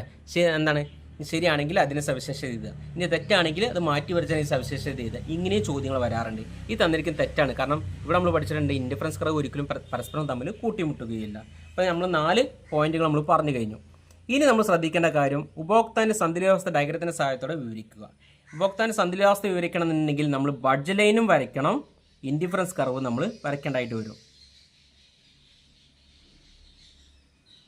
IC1, IC2, IC3 എന്നാണ് നമുക്കത് അതിൻ്റെ ഉപഭോക്താവിൻ്റെ സന്തുലിതാവസ്ഥ എഴുതാൻ വേണ്ടി സാധിക്കുള്ളൂ. സന്തുലിതാവസ്ഥ എഴുതുമ്പോൾ ഈ ചിത്രം വരച്ച് കഴിഞ്ഞ് ചിത്രത്തിന് തന്നെ നമുക്ക് മാക്സിമം മാർക്ക് സ്കോർ ചെയ്യാൻ വേണ്ടി സാധിക്കും. അപ്പം ഇവിടെ ഏത് പോയിന്റിലാണ് അല്ലെങ്കിൽ എവിടെയാണ് ഉപഭോക്താവിന് പരമാവധി സംതൃപ്തി ലഭിക്കുക എന്ന് പറഞ്ഞു കഴിഞ്ഞാൽ ബഡ്ജ് ലൈനും ഇൻഡിഫറൻസ് കർവും തമ്മിൽ കൂട്ടിമുട്ടുന്ന പോയിന്റിലാണ് ഉപഭോക്താവിനെ സംബന്ധിച്ച് പരമാവധി സംതൃപ്തി ലഭിക്കുക. പക്ഷേ ഇവിടെ 3 പോയിന്റിൽ ഇവ തമ്മിൽ കൂട്ടിമുട്ടുണ്ട്. എന്നാൽ IC1 ഇവിടെ ഈ 2 പോയിന്റ് നോക്കുകയാണെങ്കിൽ ഇവിടെ X1ൻ്റെ അളവ് കൂടുതലും ഇവിടെ X2ൻ്റെ അളവ് കൂടുതലുമാണ് കാണിച്ചിരിക്കുന്നത്. എന്നാൽ രണ്ടും പരമാവധി ഉപയോഗിക്കുകയും വേണം, മാക്സിമം സാറ്റിസ്ഫാക്ഷൻ കിട്ടണം വരുമാനത്തിൽ നിന്നുകൊണ്ട്. എന്നാൽ ഈ പോയിന്റ് IC2ൻ്റെ ഈ പോയിന്റ് ഇവിടെ കൂട്ടിമുട്ടുന്നില്ലേ? ഈ പോയിന്റിൽ 2 സാധനം നമ്മൾ മാക്സിമം നമ്മൾ വാങ്ങാൻ സാധിക്കുന്നുണ്ട്, പരമാവധി സംതൃപ്തി കിട്ടുന്നുണ്ട്, വരുമാനം ഉപയോഗിച്ച് നമുക്ക് പരമാവധി സംതൃപ്തി കിട്ടുന്നുണ്ട്. ഇവിടെ ആയിരിക്കും ഉപഭോക്താവിനെ സംബന്ധിച്ച് പരമാവധി സംതൃപ്തിയിലേക്ക്. IC3 എന്ന് പറഞ്ഞു കഴിഞ്ഞാൽ ഇത് വാങ്ങാൻ സാധ്യമല്ല, കാരണം ഇത് വരുമാനത്തിന് പുറത്തുള്ളൊരു കറവാണ്, അതുകൊണ്ട് ഇത് ഒരിക്കലും വാങ്ങാൻ സാധ്യമല്ല. IC2ൽ ഈ തന്നിരിക്കുന്ന പോയിന്റാണ് നമുക്ക് ഉപഭോക്താവിനെ സംബന്ധിച്ച് പരമാവധി സംതൃപ്തി ലഭിക്കൽ വാങ്ങാൻ സാധിക്കുക. അപ്പം ക്വസ്റ്റ്യൻ പേപ്പർ നല്ല രീതിയിൽ ഡിസ്കഷൻ ചെയ്തിട്ടുണ്ട്. എല്ലാവർക്കും ആൻസറൊക്കെ നല്ല വ്യക്തമായിട്ട് മനസ്സിലായിട്ടുണ്ടാവും എന്ന് വിചാരിക്കുന്നു. എല്ലാവരും നല്ല രീതിയിൽ പഠിച്ചിട്ട് അടുത്തുള്ള എക്സാമൊക്കെ അറ്റൻഡ് ചെയ്യാൻ വേണ്ടി ശ്രമിക്കുക. ഇതുവരെ എഴുതിയിട്ടുള്ള എല്ലാ കുട്ടികൾക്കും ശരിയായിട്ടുണ്ടാകുമെന്ന് വിചാരിക്കുന്നു. Okay, thank you. ക്ലാസ് ഇഷ്ടപ്പെട്ടിട്ടുണ്ടെങ്കിൽ ഷെയർ ചെയ്യണം, സബ്സ്ക്രൈബ് ചെയ്യണം. നിങ്ങൾ കമൻറ്റ് എന്തെങ്കിലും താഴെ രേഖപ്പെടുത്താനും മറക്കണ്ട.